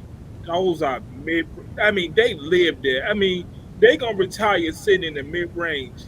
They're gonna be 60 years old and be able to knock down shots from the mid range because that's what they was born to do. Shoot from the mid range. It's gonna be hard. I mean, those are elite guys right here. Steph, Dirk, KD. Those are elite mid range guys. And, I mean, I think Jordan is probably around the same as Kobe is at 40%. I think that's where he at. I mean, and I'm just guessing, but I just think that's where he at. The elite guys are the elite guys, and I think Jordan was a good mid-range shooter. I think early on he had to develop, and I mean, and it's funny because Detroit wanted him to shoot those shots. I mean, when you watch those games, those are the shots they wanted him to shoot. They didn't want him to get to the rim. So John, this is how slow people are in the chat. You got Brandon Katz down there talking about 97. You understand the numbers Johnny is showing are for these people's entire career, right? We're not talking about one season. We're talking about Kawhi Leonard, KD have shot that for their entire career. Not one damn season. Yes, you're gonna. So that means, by your logic, Giannis is a better mid-range shooter than Michael Jordan from what he's doing in the mid-range this year. We're not talking about a season. We're talking about a career. So if you can shoot 46% for your career, you're a damn good mid-range shooter. I just disagree with Travis. I'm not even mad at his take. If he believed Jordan shot 43%, is it possible for his entire career? It is absolutely possible. I think it's more around 39, maybe even 40%, which would still make him a pretty decent mid-range shooter. Right, Travis? Yeah. Is that hate? Is that hate? I'm sitting here saying 39, 40%. That's still pretty damn good. Yeah, it's not hate. And that would be. You can't say that because LeBron shoots 38, then that means you're saying LeBron is somewhere decent. They don't want to Yes, accept he is that. decent. No, they don't want to accept that. LeBron is nowhere decent to them. The 38 is horrible to them. It's considered. That's not hard. That's league average, isn't that league average? Yeah, 38 to 39 for recorded. What's recorded? That's not NBA history. NBA history is under that. Yeah. The problem with LeBron is everything he's done in his career is we can track it and you can prove it. So you can't argue anything about LeBron. I mean, Jordan, you can argue it because certain things weren't tracked. So, I mean, I could say Jordan is the best mid-range shooter ever. I could say that, and you can't prove I'm wrong because you can't track it all. So, hey Johnny, can you put that list up with all the records? I would like to give my take on each one, if you don't mind. So we already know nobody. I don't think anyone's going to beat the all-time scoring record. I don't see it. All defensive teams, no, won't happen. Playoff assists, maybe with the new rules changes. Most MVPs and conference titles. Well, most MVPs, no. No one allowed. No, they won't happen. It won't happen. Facts. Most finals MVPs, no. League's too competitive. Nobody's going to be able to get there 6 times in a row and actually win. So, no. Most titles, hell no. Most titles, hell no. 11 in a row won't ever happen. Which one am I missing? 3-pointers made, that's definitely going to get beat. That you got Tyrese Halliburton, Trae Young, it's LaMelo Ball. Too many people shoot too many threes, hit them at a high clip for that not to be broken. Assists and steals, no one's beating that. I understand they changed. I understand they changed the rules for what an assist is. No one's beating that, and no one's definitely beating the steals. Absolutely not. Won't happen. To me, there's maybe 4 records on here that'll never be touched. Most playoff assists? What do you think with it? Won't happen. What happened? Well, maybe. Hold on, take that back. Maybe. I think LeBron's gonna play another 15 years. He'll do it. You're petty. What playoff assists? He's only like 100 back, so he could break it if he plays 2 more postseasons. It's possible. It's definitely possible if he's that close. If he plays 2 more years. Hey, man, you forget one thing. Honestly, looking at it now, most of these records, except for 3-point shooting, are pretty untouchable. That's what I said, right? Like I said, especially the MVPs. The finals MVPs, the only one I can, being really honest about it, looking at it, the only one on here that could possibly be broken is 3-pointers made. Everything else seems pretty untouchable. All defensive teams, I agree with John. A lot of this stuff is narrative based. The only ones you can really go get have solid numbers behind them, and who's really going to give you 20 plus years, 25 points a game? I think with the change to all defense, I think like somebody also said, Wemby might be able to if he's healthy. I don't see it. I don't see Wemby playing that long. I'm sorry. Dudes that tall really don't play that long. That's racist. If he plays 20 years, he could break it. If he plays 20 years, years he break it. But I don't see him playing 20 years. Like all these records are gonna have to be at least 20-year careers in the first place. But think about the all. Majority of them is possible. Think about the all defensive team. How many does Tim Duncan have again? Like 15 or something 15. Crazy? Like I'm not 15. I'm fucking out. 15. How many you got? He does 15. Have 15. Mm-hmm. Yeah. No, that's not gonna get that. Brandon, 11 first team, right, Brandon? No, he has like 8. 7 or 8. 8. He has 8.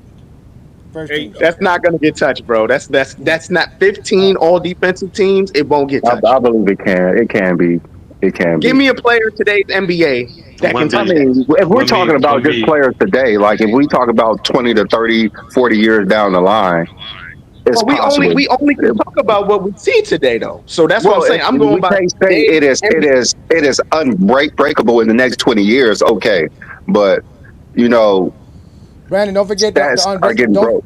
Don't forget the Unbreakable being second in 40-point games. Don't forget that one. Don't forget that one. The only one, I mean, it's since 1984. What's it called? Blue Boat, give us a second. We're going to bring you up. We got some GOAT James Kingdom members that are going to come up before you. So give us a second here so we can bring all these people up. Yeah, Twin Man, you always spark up some good conversation here, Twin Man. Just to let you know, Brandon Katz said that Giannis's mid-range shooting is too little of volume, so he just cooked himself, like he always puts in the comments, which basically means Jordan's mid-range is limited as well because it is a smaller volume as well. He's sitting here and talking about volume. He literally tried to use one season, so I'm comparing the one season he's using, 97, to Giannis's season now. Dumb. I mean, you see what I'm talking about when people are just dumb and they just want to talk. You're talking about 97. If we're trying to compare 97 to Giannis now, Giannis is shooting better in the mid-range than Jordan did in 97. Right, so what are you talking about? Let's let Sturdy get his take in. Shout out to Sturdy. We haven't seen you in a while, brother. Peace and blessings. Thank you for joining us on Sunday afternoon. What you got for us for today, man? You see we talking Steph Curry's records. And all that other stuff. What you got for us?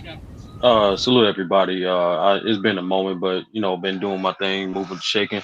Let's get right to it. Obviously, I think what Steph Curry did is incredible. Is only a market of his greatness and another feather in his cap, and reasons why he's the greatest shooter of all time. In my opinion, that record is possible to break primarily because just the trend and the style of play the league is going towards today. In general, you like the league on an every year basis is going up at least one 3-point attempt per game. And so in doing so, you have multiple teams and coaches repeatedly adding more volume threes to their schematics, as well as players being expected to be volume shooters coming in. Perfect example. Cops coming for you there, sir? No, it just I got a loud ass TV in the back. I just got to figure this shit out. Sturdy be lying. Sturdy be in the trap, y'all. Don't let Sturdy lie to y'all. He be in the trap, man. Calling GOAT James Kingdom on the streets over there, man. Sturdy over there moving chickens. Sturdy, you the kingpin of crime, bro? Sturdy's moving bricks. You just said he was moving chickens. Yeah, that's racist. That's racist, man. That's racist. Hey, y'all won't be paying attention to words, bro. I'm a great listener. No. Hey, go ahead, Sturdy. Go ahead, Sturdy. We just fucking with you, Sturdy. We just fucking with you. Go ahead, Sturdy. But no, I'm shaking the moving shit. But like, no, I think someone has a good chance to break Steph Curry's record. we haven't seen this player yet, and it's only because the general trend in the league is going today. A lot of people forget that when Steph Curry got in the league, he wasn't asked to be that much of a high volume shooter because at that time the league was a little more slowed down, and they expected him to run more pick and roll, i.e. with Mark Jackson. And on top of that, he got hurt. I believe his third year. It's either second or third year that he got a major ankle injury.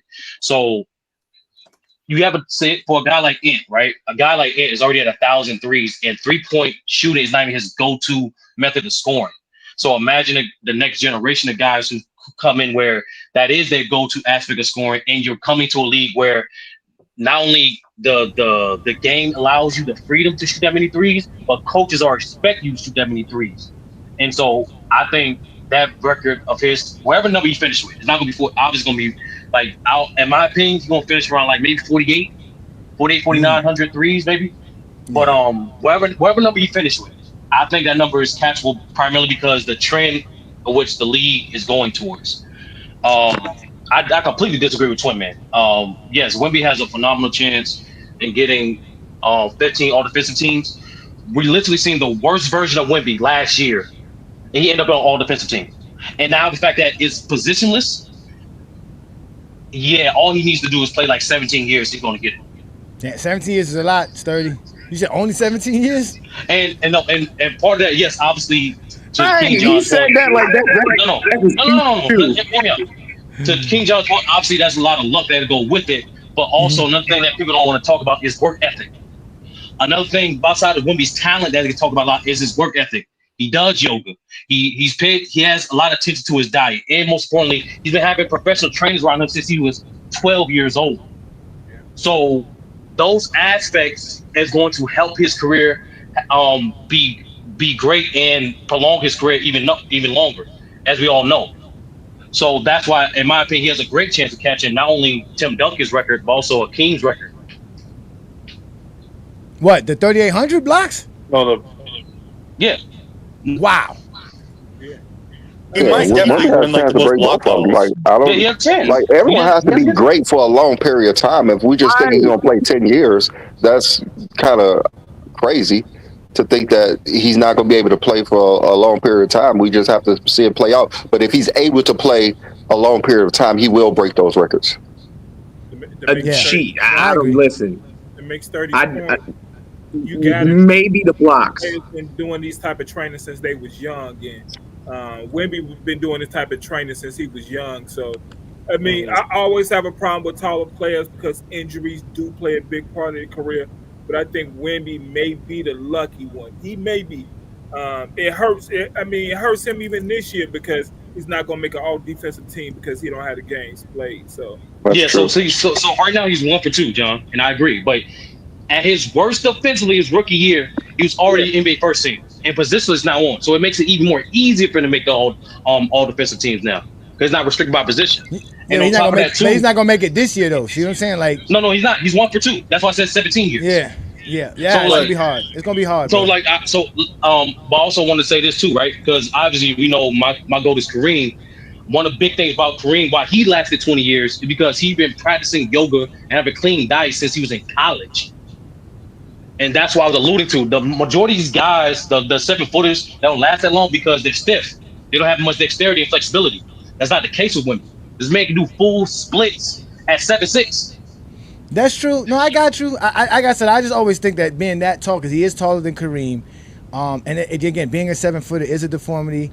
Kareem is a 7-footer as well. I do agree with you. If he does, I will help him. If he's right, he's a smart kid.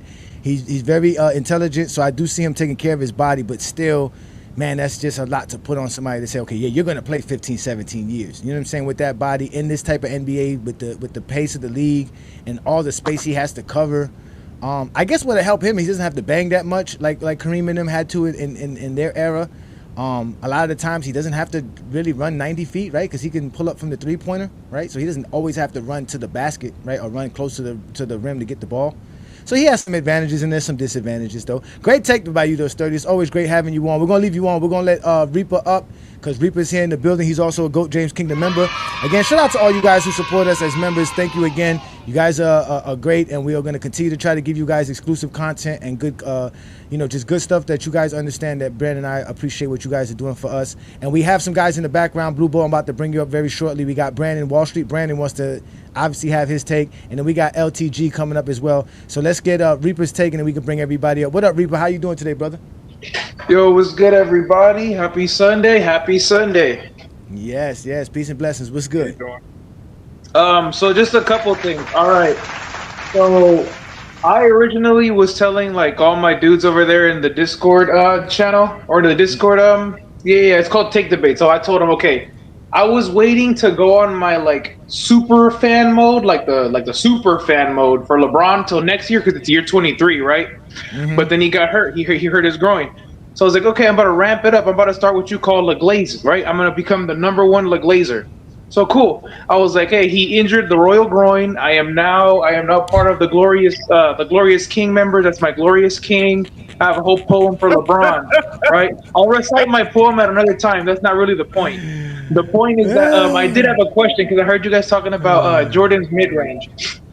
I know we can't really document and watch it all unless we have probably artificial intelligence do it. But I don't think having all that, including the volume, would help his percentages.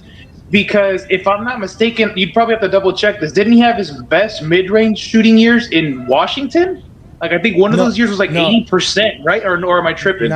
97 was Jordan's best mid-range shooting years. He took a lot of mid-range shots, and he hit a lot of them. He hit 49% of the shots from there. That's what kept his field goal percentage high as well. That was majority of his shots. In 97, majority of Michael Jordan's shots was from mid-range. 50% plus of his shots were from mid-range. That was his best mid-range shooting season. And Washington, like I said, the last year I believe he shot 41% from mid-range. Yeah. No. So I was about to say I have a whole like LeGlaze poem that I'll recite correctly at another time. Like I don't have it on hand to read it. Like all I know is it starts off with like, LeBron, you are not just the wind in my sails, but also the ocean that sustains me. Something along the lines of like, you're also the bedrock that keeps me up. I can't fathom a day without you, LeBron. Like I love you. Like you're the he's GOAT. married, right? This is insane. No. I'm not talking about a romantic love. I'm talking about some brotherly love. Some brother love, man. It's different kind of loves. It's different kind of love, man. Not romantic. Reaper, how old are you again? I'm 29. I'm 29. Okay, this again, ladies and gentlemen, there is a whole generation of people who never saw NBA Finals without LeBron Johnny, James. you gonna let him talk this way about your man? Like, throw hands. I'm married. I got a beautiful wife. The fuck you talking about? I don't know what you talking about. No. Yeah, we're both. This is what y'all upset about, that LeBron has. Yeah, you guys upset that LeBron has fans. I've heard words from Zesty Jeffries. Trust me. Yeah, no. And the thing I've heard. Matter of fact, I've heard Zesty Jeffries tell me they stopped committing crimes to feed their families to watch Michael Jordan play. So is that zesty enough for you? Wasn't that grown man tattooed a whole jersey on himself? Huh? A Michael Jordan is that zesty enough for you? My kid gonna starve today, and I'm gonna not commit a crime so I can watch Michael Jordan play. How about that? Yeah, no, and the biggest reason why I had to go to the extreme of what I call LeGlazing is because I was like, okay, we'll bet like his career we would assume has it's close to ending, right? So because there were so many people who got nasty with it to make money, I'm already a fan. What if I just LeGlaze and I end up making money for it? I'm being honest. I'm just playing up my fanhood, right? So I'm doing would be the right thing, the positive thing. I'm not trying to hate to make money off the man. I'm already a fan. So let me just, again, play up my fanhood and LeGlaze him. Say that's my glorious king. Matter of fact, don't explain yourself, Reaper. This is what you do. This is what you do as a Go James Kingdom member. Holla at me. I'm gonna give you a background song. I'm gonna give you like a background music for this poem. We're gonna do this together on a Friday night. You're gonna spit this out for everybody. Oh yeah, no. I got you. I see that you had called me the other day when I was my phone was charged. Blue Boat didn't know I put him on the Blue Boat didn't know I brought him up. Let me put Blue Boat in the background. I want to hear this. No, leave Blue Boat alone. I see Blue Boat out here doing this thing. You know what? Let's bring up Brandon Katz right quick and give Blue Boat an opportunity. Let's bring up Brandon Katz. Shout out to Brandon Katz, Wall Street. Brandon is in the building, ladies and gentlemen. What you got for us today, sir? We gave you enough, so go ahead. I know you got a whole soliloquy ready for us. Yeah, so 3 points. I came up last week, I said Shea's the MVP. Shea's plus minus is 300 points better than Jokic's, even though Jokic, for most of the season, has played with better starters than Shea because Shed has been out most of the year. Shea is able to scale up and stay efficient as a scorer better than Jokic. He's a better defender. He is the clear MVP, and he should be the unanimous MVP. The MVP race ended after last night, number one. Number two, what Brandon on the panel said about Reggie Miller is a complete lie. Reggie Miller shot 41% or better from three straight years on high volume for his era. Now, Steph's the best shooter of all time, but it's closer than people realize because what really separates Steph from Reggie Miller is Steph has far better handles. He creates far better separation off the dribble. As a catch and release shooter, Reggie clears Steph. Reggie was a better shooter. What did Reggie do for his career? Hold on. I'm going to finish my take. So my third point is Michael Jordan was an elite mid-range shooter. What Twin Man said was horrifically casual because Michael Jordan shot just as well in the mid-range every single year in the 90s as he did in the 96-97 season. In the 96-97 season, Jordan was first in volume and third in efficiency in the mid-range. That wasn't even his best shooting season. Jordan was more efficient most years in the 90s than he was in 97. And again, Scottie Pippen was a 41% shooter in the playoffs, the Bulls' final 3 titles. What Pippen the hell does Scottie Pippen have to do with Michael Jordan's mid-range shooting? Because I'm getting there. Let me finish. What I'm saying is Scottie Pippen was not a consistent scorer the Bulls last What does that have to do with Michael Jordan's mid-range? He's not a Bulls fan. I'm getting to that. Let me finish. What I'm saying is Scottie Pippen shot 41% in the playoffs. The Bulls' final 3 title runs. So Jordan had to carry offensively, and most of what Jordan did was with his shooting. Jordan was an elite mid-range shooter every single year in the 90s, and Michael Jordan's shooting never cost the Bulls a series. LeBron's That's a lie. to shoot. It cost him 3 straight series. That's no, a I'm lie. finishing up here. 3 LeBron's straight years. inability.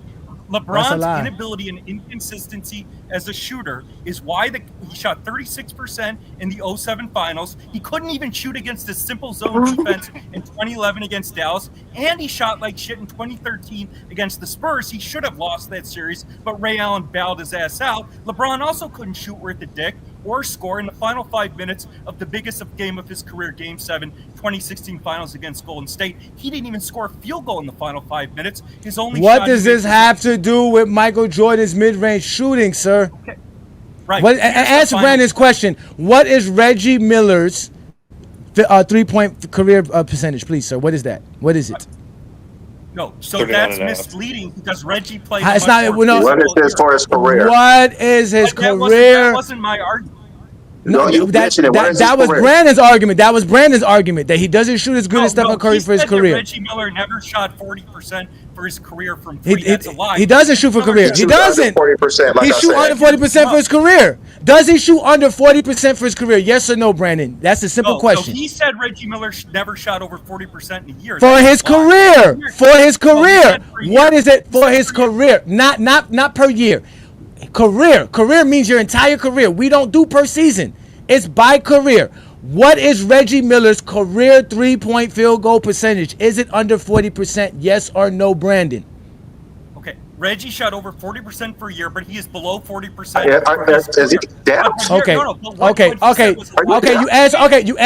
You answered that question. Now, Michael Jordan shot 49% from mid-range in 1997. Did he shoot that good in 1998? In both years, Jordan was an elite mid-range shooter. It doesn't answer my question. I'm asking very simple. We let you speak. You always said we don't let you speak. You can't just go on a tangent. This is not your show. And you're always going to say, I can do what I want. You don't get to do what you want in GOAT James Kingdom. I'm going to ask you again. Did Jordan shoot 49% or as good as 49% in 1998 from mid-range? Okay. In 98, Jordan was not in his prime. He was 34 years old.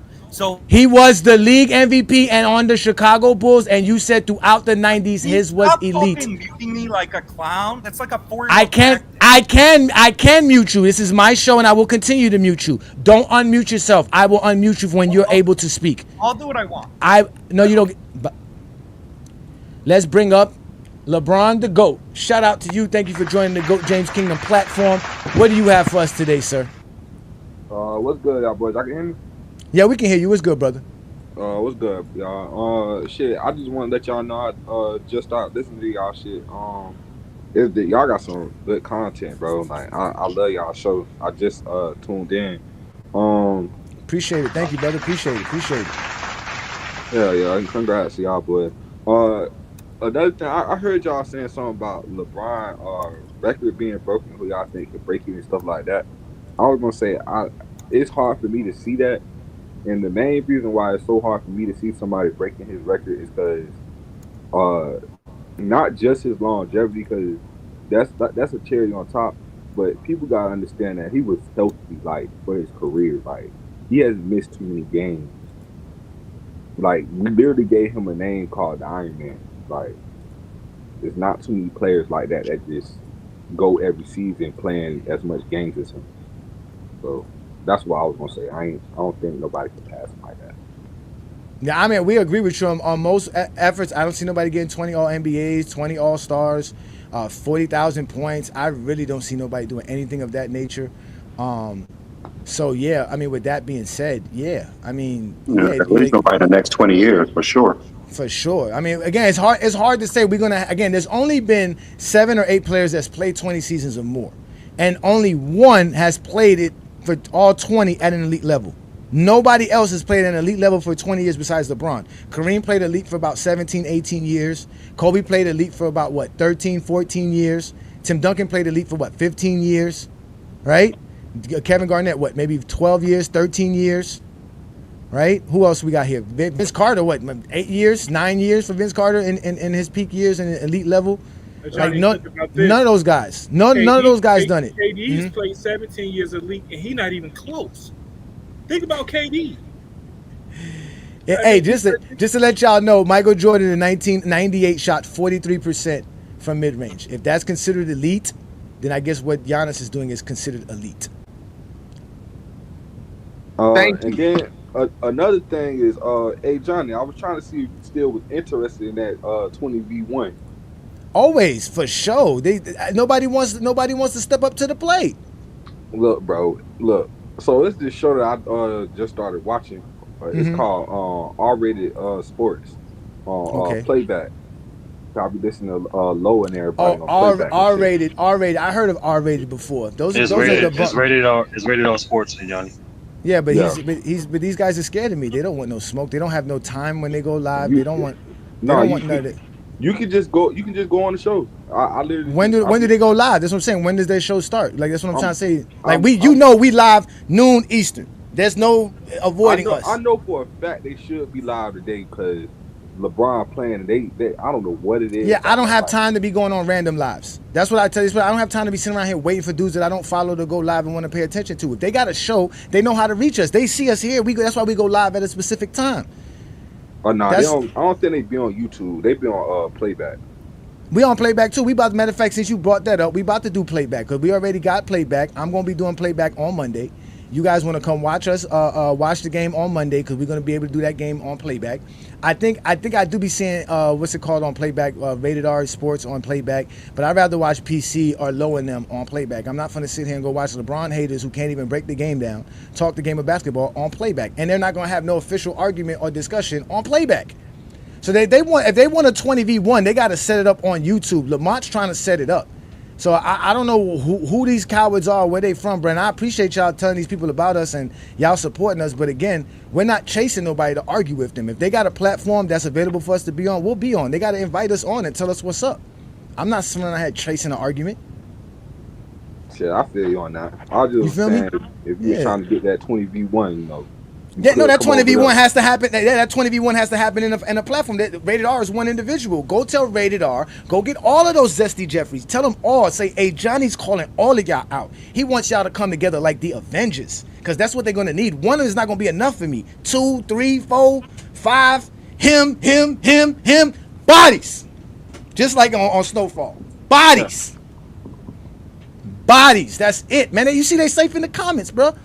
Hey, Blue Boat, let me know when you're ready in the private chat so I can bring you up because you was having a conversation and when we brought you onto the stage. So, but we appreciate you, man. But so you got anything else there, LeBron LeGoat? Shit. Only thing I gotta say is y'all know just like my name, LeBron is the motherfucking GOAT. Put some respect on his name. Stop disrespecting him. Yeah, he had times where he didn't come through, but there's a lot of players like that. And then another thing I want people to understand is you got players that has went to the playoffs numerous of times and lost in the first round, the second round, the third round. LeBron has actually made it to the championship. Yeah, he probably didn't win all of them, but he got there. But y'all would give all these other players the recognition just for getting to the playoffs. But y'all won't give him the recognition for getting to the championship, which is something that's way harder to do. I mean, winning a championship is harder than making it to the finals, but again, they got to give him credit because when they blame him for 07, well, guess what? He wasn't supposed to be in the finals in 07. They blame him for 2011. He wasn't supposed to be in the finals in 2011. They talk about him being in the 2014 finals, that the way the Heat were playing, they weren't even supposed to make the finals in 2014. People forget that. So again, at the end of the day, LeBron James has completely overachieved, and only thing they can do is bring up any negative thing about LeBron because that's what they want to talk. But then when they start talking to me and I start talking negative about Jordan, like how he can't shoot from mid-range, they get all personal. And then they get Wall Street Brandon to be on their side. Again, if you're on Wall Street Brandon's side in any argument, you can't talk basketball. Yeah. And that's crazy because I believe SGA is the MVP, but not for his reasons. So SGA, they're most definitely the MVP. I ain't gonna lie. Me personally, bro, I'm just not like with this Jokic movement. Like he good, but he just I don't know. I just always look at him like he's just not all that. Like it's just I don't know. Joker just the MVP. Don't worry about it. Yeah, don't worry, man. Joker is something we ain't never gonna see in a very long time. Joker created a whole new position. You're right, I give him his stripes because he's a great player. Like he's an all-time great. It's just I don't know what I see Shea doing. Like he just looked way more unstoppable to me. Like it's like you can tell you got to do way more to stop him than to stop Jokic. If you understand what I'm saying? Like with the way Shea scores, like he's a way bigger scoring threat than what Jokic would ever be. So he's better than Shea from 2 and from 3. He's a better rebounder, better passer. He's top 3 in rebounds, assists, and steals, something no one else has ever done ever. And he's a trend, like he blows Shea away in almost every advanced metric except for defensive box plus minus and overall win shares because Shea has a way better team by the numbers. Like there's no argument for Shea as the MVP other than his team is better. That's it. Well, unfortunately, Travis, that's just disingenuous, especially since the media has took over the award in 1980. There's other elements to win the MVP, as we all know this. Here's a fun fact. No, it's not bias. It's called a trend. It's called a trend, T-Perfect. So since 1980, majority of MVP winners have been top 2 in their conference. I think it's like 85%. It could be higher. That's a trend of an indicator. We all know, like you mentioned before, the narrative, because the media is a business, they have to sell storylines. So the narrative is more beneficial to a guy like Shea because of expectations. No one expected OKC to win at this rate. Number 2, no one expected OKC to have the top 3 or top 4 most games missing with their players. Chet missed games, Hartenstein missed games, Alex Caruso missed games. That is favorable to what OKC is doing. And so SGA is having a historic season in his own right. His team is winning by any other metric. He has favorable narratives in his own favor. Yes, by the common trend that's been going on the last 40 years. Yeah, like Trey's more deserving to get MVP this year. So do you believe the MVP is decided before the season starts? Absolutely not, because we all know circumstances happen within. Heard everything you just said. We literally just heard it. Yes. No, it's not. It's not. Everything I just said, King John, that was not predetermined before the season. Chet, Hartenstein, Alex Caruso missing games, that's not predetermined. The expectations of OKC winning like damn near 68-7 games this year, that was not expectation before the season started. And then not only that, like they on a 2-year base doing the betting edge. They did this shit all last year, and then. But I mean, are you wrong either way though? Let's be honest. I know y'all making a big deal over this MVP race because y'all love to argue. Is any one of y'all wrong? If Joker win it, you're not wrong. If SGA win it, they're not wrong. Sorry, the problem is what Travis pointed out earlier. There is no indicator of a criteria. So you can swing the winning is a part of it though. Like as you stated though, winning has always been a part of the criteria. But winning has always been a part of it. For example, especially since the media took over, on a season by season basis, the narrative has the biggest pendulum swing. I do agree with that. Because that's the business of it. They gotta sell storylines. Go ahead. Real quick, Sturdy, real quick. We can't overlook what Johnny said. For I'm not gonna say decades, but for years, it was always the best player on the best team with the best record. That's how it normally went. That is true. That's how it normally went. It just started getting real wonky. Like, I'm sorry, like Russ got one, and it just started getting real weird. Well, why isn't Donovan Mitchell? But Russ got one because he did something historic.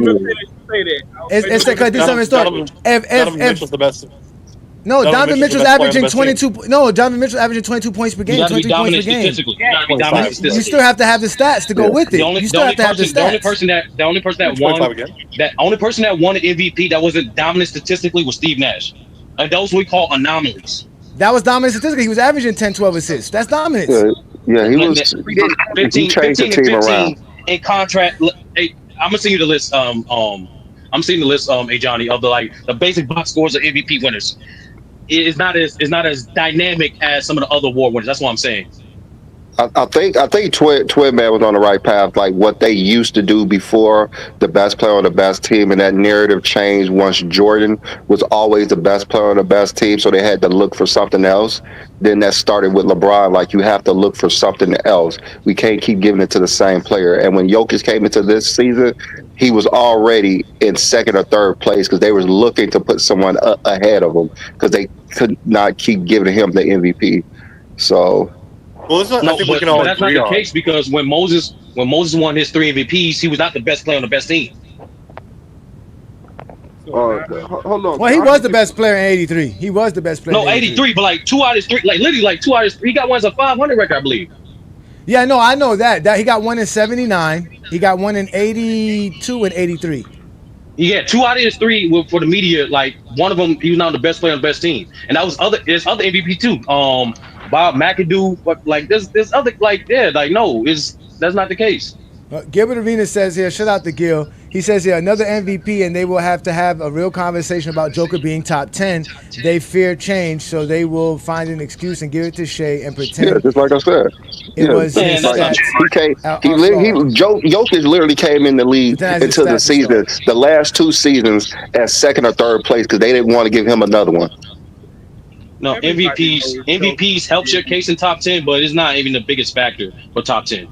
No, you have 4 MVPs. You have 4 MVPs. How can you not be in the top 10? Dude, Moses have 3 MVPs and he's not in a consistent top 10. No, that's 3 though. That's 3. That's 3. That's 3. Impressive though. You can't say 4 MVPs is your 4 MVPs is LeBron. It's LeBron, Wilt, Mike, Russell, Kareem. That's it. Yeah. Like so, you're putting him in. And then to give him what 3 and 4 years or 4 and 5 years? That's only LeBron and Bill Russell. Yeah, because Wilt Chamberlain because Kareem had 2 years in between his. He didn't did 4 and 5 years. No, I'm saying MVP. My point is MVP is not the biggest criteria to make the top 10. Otherwise, people would be pushing for Shaq. It is to the media. It is to the media. No, but I'm just saying to have 4 league MVPs. Why is more than half of the top 10 a consistent top 10 have less than 2 MVPs? Who's that? Kobe, Shaq, Hakeem, Duncan. All those guys got 2 MVPs or less. Kobe's not. And that's why you have to push Jokic into the top 10 because of that. Kobe not top 10. No, but B-League, that's why I mentioned Moses. He's not consensus top 10. Moses is not in consensus top 10, even with 3. Nah, I ain't gonna lie, y'all tripping. Kobe most definitely a top 10 player. Come on now. Still not the Twin Man. He's not consensus. Shit. There we go. He is. Hey Johnny, I looked it up recently. He is consensus. Yeah, if Jokic has 4 MVPs and 2 Finals MVPs, he's going to be in that top 10. B-League. Oh wait a minute. The top 10 list that he's Zesty Jeffries. Top 10 to explain how Kobe's top 10. You talking to me? I want him to explain that. Okay. Everybody stop. Whoever just sat here and said Kobe's top 10, explain to me how Kobe's top 10. You said that's Kobe you, LeBron. is top Go ahead. 10. What the fuck are we talking about? Go ahead, explain it. Explain it. This nigga got scoring titles. This nigga got multiple defenses. Scoring titles don't make you top 10. Let him answer. Let him answer to me. Let him answer. You gotta let him answer to me. Stop. Let him answer. Go ahead. We listening. Go ahead, brother. I was saying, nigga got an MVP. Like what are we saying? He got 5 rings. Like we could go down a whole list of Kobe. Like where do you have Kobe? Where do you have Kobe at? Where do you have Kobe? On Kobe is his efficiency. It wasn't like as high as I thought it would have been. Like when I had looked into his shit. But we not gonna sit and act like he not no all-time great. Like that's the top 10. We didn't say he's not all-time great. We didn't say all-time great. All right, where do you have Kobe ranked, LeBron, to go? Where do you have him ranked at? On my list, Kobe like 10 on my list. He's 10th. Yeah. Okay, so all right, so you made him 10th. That's what I'm saying. That I know a lot of people who don't have Kobe top 10. So and when the Zesty Jeffries circulate that top 10 list from all the different networks and sporting shows like CBS and Fox and ESPN, only like 2 of them had Kobe in the top 10. Now mind you, that was in 2016 and 14. But the recent list. No, the one I have is not for 2016, 2014. It's more from like 2018, 2019. This was before his death. Isn't the last one has him at like 9 or 10? Yeah, I'm telling you, since 20, especially since 2020, majority of media sports outlet got him consistent top 10. Yeah, he's in the top like 9 or 10. But the reason Kobe is top 10 because of what he's like. He's what all NBA, all defensive 10 times each. You know, he has those finals MVPs, he has titles, MVPs, 30,000 points, so he should be in the top 10. Look, when you have a Kobe hater like Twin Man, here's what you say. Why he's been top 10. I am not a Kobe hater. Hey, if it walks like a duck, quack like a duck. But listen. Let's make something clear. It is not hate to say Kobe's not in the top 10. There's people in the NBA with better resumes than his. And y'all know it. So to sit here and say to stop. Twin Man, you are the candy man when it comes to Kobe, bro. Like they say his name. Goddamn right I am. Twin Man, who is 9 and 10 for you in the top 10? Who's 9 and 10? You're not telling me Kobe's better than Larry. He's not. Larry Bird and who else? Better. Yeah, who else? Larry Bird and who else? Who's 10? My bottom half of my top 10. Yeah, who's like 9 and 10 at the bottom? 9 and 10. 9 and 10 is Magic and Bird for me. Magic and Bird? Well, who is your? I mean, what? I got Kobe ahead of him. I got Kobe ahead of him. Magic that low? Yes, I have Magic that low. I got Magic like 9. Who's 1 through 8? Dang.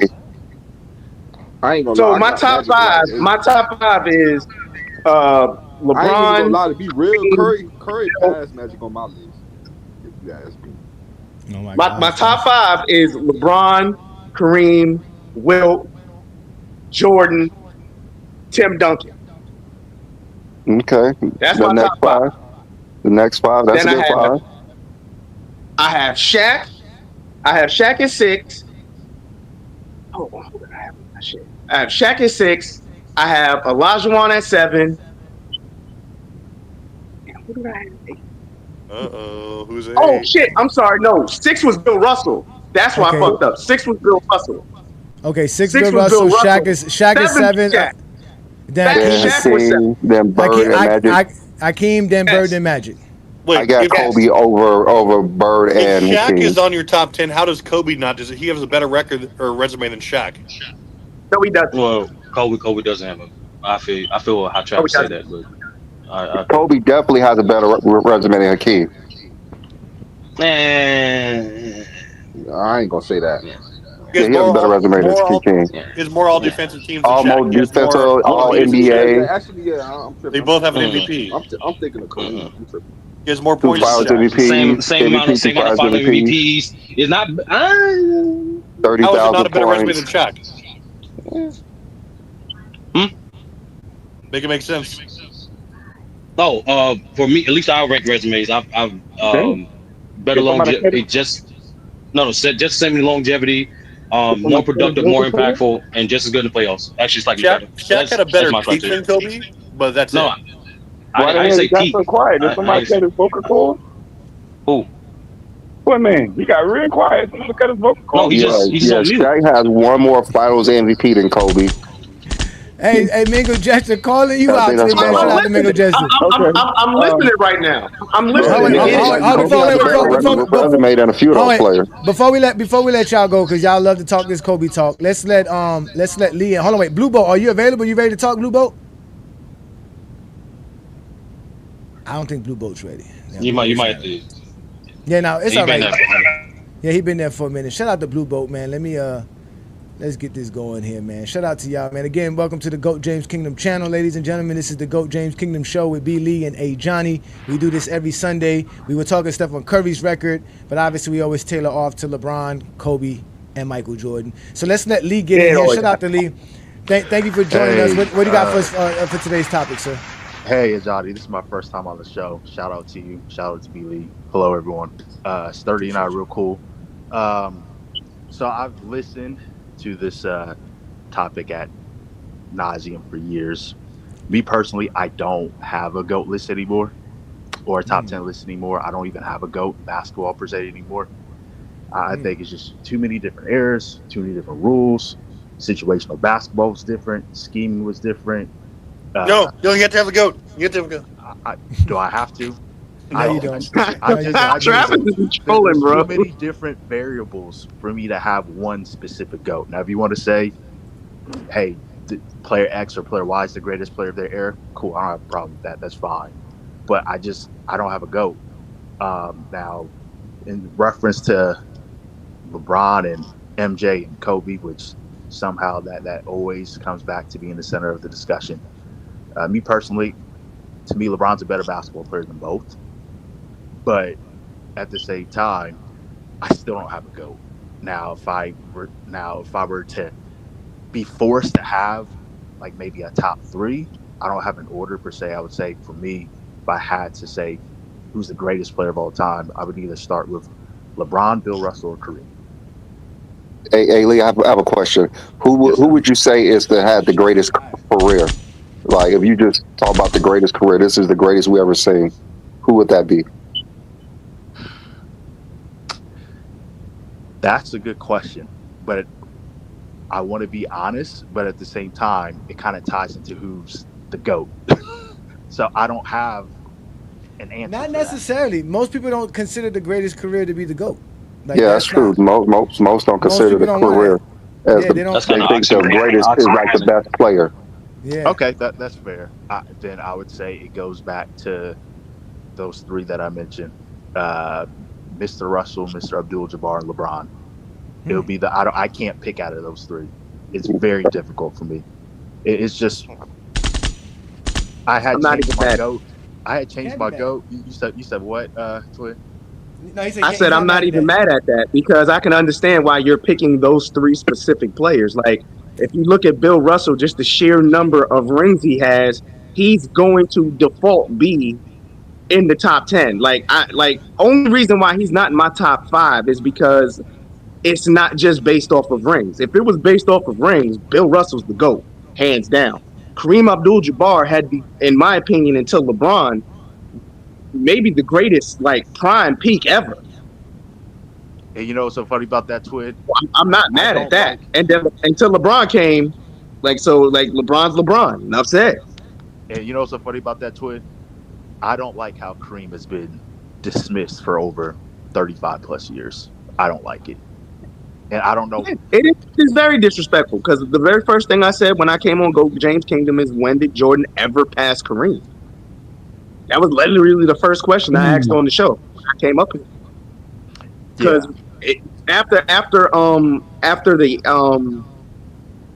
after Bill Russell, because Wilt Chamberlain was, I don't think they really considered Wilt the GOAT really, but it was always an argument from my understanding between the old head between Bill Russell, Wilt Chamberlain, and Kareem, right. And then Jordan came along, but Magic and Bird owned the 80s.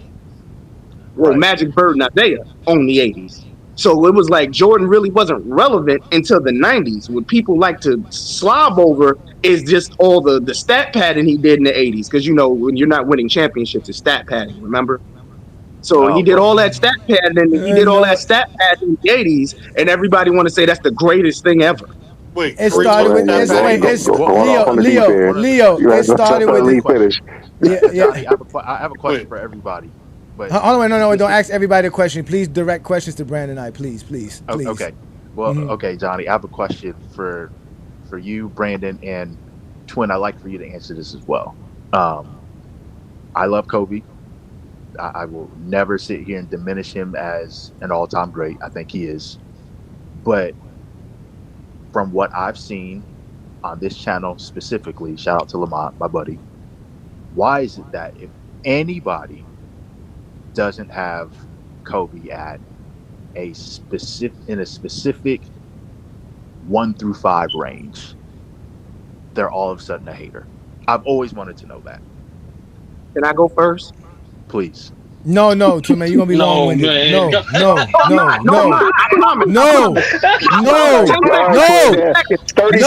30 seconds, Twin, man. Just give him 30 seconds. You got 30 seconds. Go. 30 seconds. Go. 30. 10. I'm gonna tell you exactly why. Because they're all lying. before Kobe died, Kobe was in the top 15. That's it. Before Kobe died, they had him 15. As soon as he died, now he's 3, or he's the GOAT. It's a lie. They're all liars. Go ahead. No, okay, the real reason why you have those conversations with people, because probably the majority of them are Kobe Bryant fans. Only Kobe Bryant fans have Kobe in the top 5. And I implore them to make Kobe the GOAT. Because if you can put Kobe anywhere above the guys that we have in the top 5, you might as well just make him the GOAT. You're not using anything logical. You just like the way Kobe played, and that's it. And you think that he's the hooper of all hoopers. So that's my take. You just talk to too many Kobe fans. Well, I had the same take for over 10 years. If you believe Michael Jordan is the GOAT, because a lot of us don't think Jordan has the resume to be the GOAT. But if you believe Michael Jordan is a GOAT, Kobe has to be right under, because they're almost the same player. So it makes sense that they're saying that Kobe's in the top 3. He's 2 or 3 because of their Michael Jordan fans. That's just the logic. You see all the players who played ball, who idolize Michael Jordan, they're all saying that Kobe's is in the GOAT conversation, but he doesn't have the resume to be in the GOAT conversation. Hey, John, I can say something? Interesting point. Yeah, go ahead. Hey, so what I was gonna say is, a lot of these players, for instance, I'm gonna use Jordan for example. Y'all gotta understand that it's really kind of casual to still be saying that Jordan is the best player, and I'm gonna tell y'all why. If you go up to any girl, just go up to a girl that don't really watch sports, and just walk up to her and be like, "Who's the best player in the basketball?" That girl is going to tell you that Michael Jordan is the best basketball player, and the reason why she's going to say that is because that's what she's been taught. That's what she learned. That's, you know what I'm saying? She didn't really do too much looking into it. It's like it's embedded in her. It's like a religion. You know what I'm saying? If you've been taught your whole life that Christianity is the best route for you, you know what I'm saying? Can't nobody tell you once you turn 30 years old that nah, bro, you need to become a Jew. You know what I'm saying? So I'm just saying a lot of y'all really just be thinking that these players is at these great levels because that's what y'all been told. Y'all didn't actually look into these players. So my advice to y'all is just to actually look into these players, look at their stats, see who they was actually playing against, who was their competition, how was Kobe fans don't care about stats. Yeah, nobody has the time to look at stats. Kobe don't care about Kobe fans don't care about stats because none of his stats says he's great besides 33,000 points. Only LeBron fans care about stats because we bring up stats. They bring up how they look, how pleasing they are. Michael Jordan and Kobe is the best things we ever seen on the basketball court. This is when you know you're talking to a Jordan fan or a Kobe fan, because it goes away from actually things that are measurable, and we talk about things like will to win, killer instinct, killer mentality. The last time I checked, those are not efficient toolbox. Y'all being nasty. Y'all being nasty. Y'all being nasty. You have to talk about the magical Kobe footwork because he could walk on the air. I'm trying to tell you, Jordan soared like an airplane. We have to talk about stupid shit. We can't talk about the game. So that's how you know you're talking to Jordan and a Kobe fan. They're not going to tell you anything. Shout out to A Weezy. Shout out to A Weezy. Peace and blessings. What's good, brother? What's good? Hey, Johnny. 30. Is everybody tired of yapping now? Honey, I know we got to Mingo just get his take and go. Yeah, who's trying to talk just now? It was Lee. It was Lee. Lee was trying to land. Yeah, hey, Lee, you want to land your plane before we go to Mingo Jester? Yes, please. I'm going to land my plane. But it's funny what Twin just said in reference to MJ, Kobe just walking on air and all this stuff. Sturdy and I were talking a while ago. This is a couple years ago. Maybe Sturdy doesn't remember this, but he said one of the things that I think today's fan base, just fans in general of the NBA, have a problem with is they can't differentiate what is aesthetically pleasing as opposed to just being a great basketball player.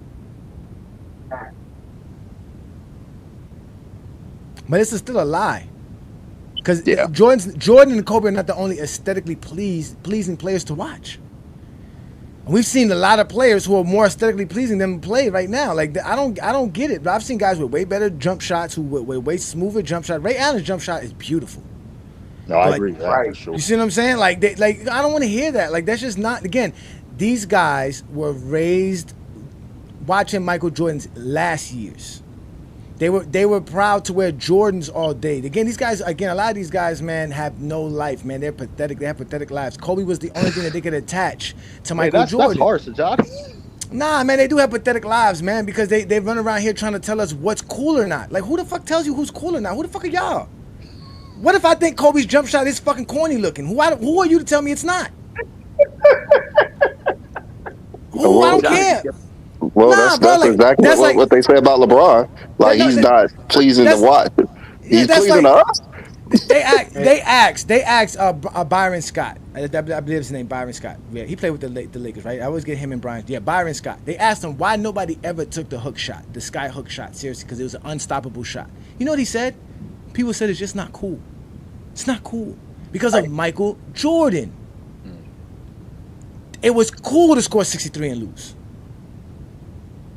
And that's the point. It's cool to sit here and tell us Kareem Abdul-Jabbar never won anything outside of the first round until he got Magic Johnson as a Laker, while we all know who's 1-9 without Scottie Pippen.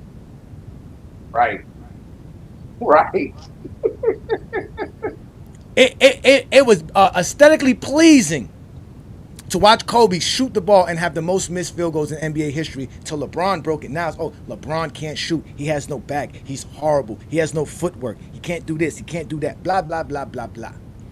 It's all predicated on an idea that when I walked my high school hallways wearing Jordans and talked about Kobe and Mike, I was the coolest kid. When you got out of high school, that shit no longer mattered. And you're still trying to hold on to it 20 years later, 15 years later, 10 years later. It do matter still to a group of people who can't get over it. A group of motherfuckers who can't find a job and got to go commit crimes to pay their child support. That's what it don't matter to. He's gonna just be committing crimes, but nah, he ain't doing all that. But it does. Bro, like who has a better shot than Carmelo Anthony? Who looks sweeter? That's what I'm saying. Who looks sweeter doing that? I don't care what y'all tell me. Malik Monk looked just as good dunking the ball as Michael Jordan did in the 80s. Bro, hey, Johnny, bro, that's a good point you said, bro, because I've been said, like, I feel like everybody, like, glazed Jordan, like, greatness. And are y'all tired of yapping yet? Y'all still ain't tired of yapping? Let's go ahead and let Bigger just to get it. Y'all still ain't tired of yapping? He's been waiting. Let's go ahead and Mingo's here to represent Kobe. Shout out to Mingo just because he's a real Kobe fan. Just not enough to make Kobe better than Mike. But go ahead, man. What's your take for today, brother? Go ahead. Kobe ain't better than Mike. It ain't too many basketball players better than Mike at basketball. Now, we're going to sit here and act like Michael Jordan didn't have better advanced analytics and all that than LeBron. We're going to sit here and act like that just didn't happen. More league MVPs, more finals MVPs, more all. You're going to act like he ain't got more than all that more than LeBron got more like all NBAs and, all-star appearances and that kind of stuff. All more points and all that. Yeah, but everything 6 years longer than MJ. But everything you said, why do you have Kareem better than Jordan? That's what Twin Man's saying. Then when did Jordan ever pass Kareem? Because he never had none of those over Kareem. He got more finals MVPs than Kareem. LeBron don't have no accolades more than Jordan. None. Yes, he does. He has the most NBA awards in NBA history. By name, like the All NBAs and stuff. He has the most awards in NBA history. He has the most NBA accolades of all time. So basically, what I'm telling you is, we can sit here and act like MJ don't have the accolades and the stats and stuff to be the GOAT. We're gonna sit here and act like he don't, which is a lie. You can be disingenuous all you want to, but the fact still remains that Jordan's career was absolutely amazing. What Jordan did for 15 seasons, he played 15 seasons because you can't forget about the 2 years with the Wizards or y'all gonna have a baby. Can't forget about them 2 years, so y'all throw them years in there, and that's 15 seasons that he played. Never missed the playoffs with the Chicago Bulls. He did Washington. He never missed the playoffs with the Chicago Bulls. He did with Washington. Why did he never miss the playoffs? Let him go, man. Let's go. And all I'm gonna tell you is this, and all I'm gonna tell you is this, and I'm gonna leave it alone. But what MJ was able to do for those 15 seasons that he played, even including the Wizard years, to me, is better than what LeBron did for these 22 seasons that he's played. You know, for what Jordan was able to pack in those few years, those 15 few years. LeBron in his 22nd season right now, as we talking, in his 22nd season. And don't get me wrong, LeBron has had an amazing career. I'm not taking nothing away from his career. His career is amazing. But no, not for what Jordan was able to do. Bro, for what LeBron he's accomplished, is putting up stats what he did. And I know T Perfect like to bring up advanced analytics. Jordan advanced analytics was better than LeBron advanced analytics. Almost across the board. Including PER and all this other stuff, box plus minus and all this stuff. That T Perfect like to bring up. All Jordan's advanced analytics was better than LeBron. Tell me I'm lying. You're lying. Tell me I'm lying. No, they wasn't. I'm not lying. You could have looked it up yourself. They changed them all in 2017. That's why Jordan is leading LeBron. Jordan advanced analytics was better. Let me ask you this. The higher PER and everything. Let me ask you this. Since you said it's all because these guys play longer than you, when did Jordan surpass Kareem again? I think to me, for one, I didn't really see Kareem's career. That's one thing about me. So I had to go back and actually watch Kareem games and the few games I could watch. And I had to go. I mean, Kareem actually won a league MVP and he didn't even make the playoffs. So I think that was like in 75, I believe, when he missed the playoffs and still won the league MVP. It took Kareem 8 seasons to get the 5 MVPs. It took Jordan 13. Say that again. Wait, what happened? It took Kareem 8 seasons to get the 5 MVPs. It took Jordan 13. Okay, what does that matter? But y'all always try to sit here and say it's about the shortest amount of time, right? Mingo? Yeah. I thought it was more. No, this is what I'm trying to say. What I'm trying to say. Mingo, what I'm trying to tell you is if Jordan is better than LeBron because it took him less time to do the things that LeBron's playing. Okay, Kareem surpassed Jordan all these things, and Jordan you still put Jordan above Kareem. So why can't we put LeBron over Jordan since you put Jordan over Kareem? I get that, but what do y'all always say? It ain't just about championship. It's about the entire resume. It is about entire resume. Are you looking at it right now? Look, I am. It took Jordan 13 years to make 9 all defensive selections. It took Kareem 11. And Kareem has more all defensive selections, more all NBAs, more all stars, the same amount of championships. Of course they're gonna have more. No, he had all this before Jordan had all these. He did all this well before Jordan. It took Jordan 13 years to get to 11 all NBAs. Kareem, it took 12 seasons. Okay. It took Kareem less seasons to surpass Jordan in all these things. Is Kareem your GOAT? He's ahead of Jordan for me. So why he not ahead of LeBron then? Because he has all that stuff over LeBron too. So why he's not the same question? He doesn't have all those stuff over LeBron. No. I'm talking about who got there faster? Who got there faster? That's your resume. I don't use the faster thing. Who got there faster? I don't use the faster thing. You use that. I don't use that. Since you're trying to make that, that's your argument stance. right there. That is your argument. My argument is LeBron did more than Kareem in 22 years. It doesn't matter. That's the whole point. I use their whole resume.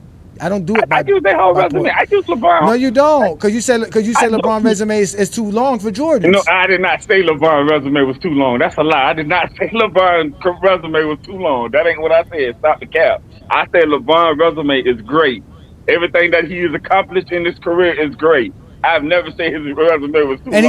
But he accomplished more than Jordan did. That's the point. He accomplished more than Jordan. In the amount of time that they played. See, there you go with the time. There you go with the time stuff. But when we bring the time up, Jordan, you in less games, wouldn't that make me better than you? No. If me you on the team, and I score more points than you in less time, wouldn't that make me a better player than you? That means Wilt Chamberlain's better than Jordan. Right. Right. I wouldn't say that. Yes, it took Jordan more games to get to 31,000. Wait a minute. I think Kareem is not Kareem. I think Wilt is the statistical GOAT, in my opinion. When you talk about stats, that goes to Wilt. I have no. When you talk about stats, I think Wilt should get all of like. But we're talking about everything. We're talking about everything. He got I'm all talking that. about everything. We're talking about everything. We're talking about everything. But then that's when the resume come into play. Wilt didn't win enough.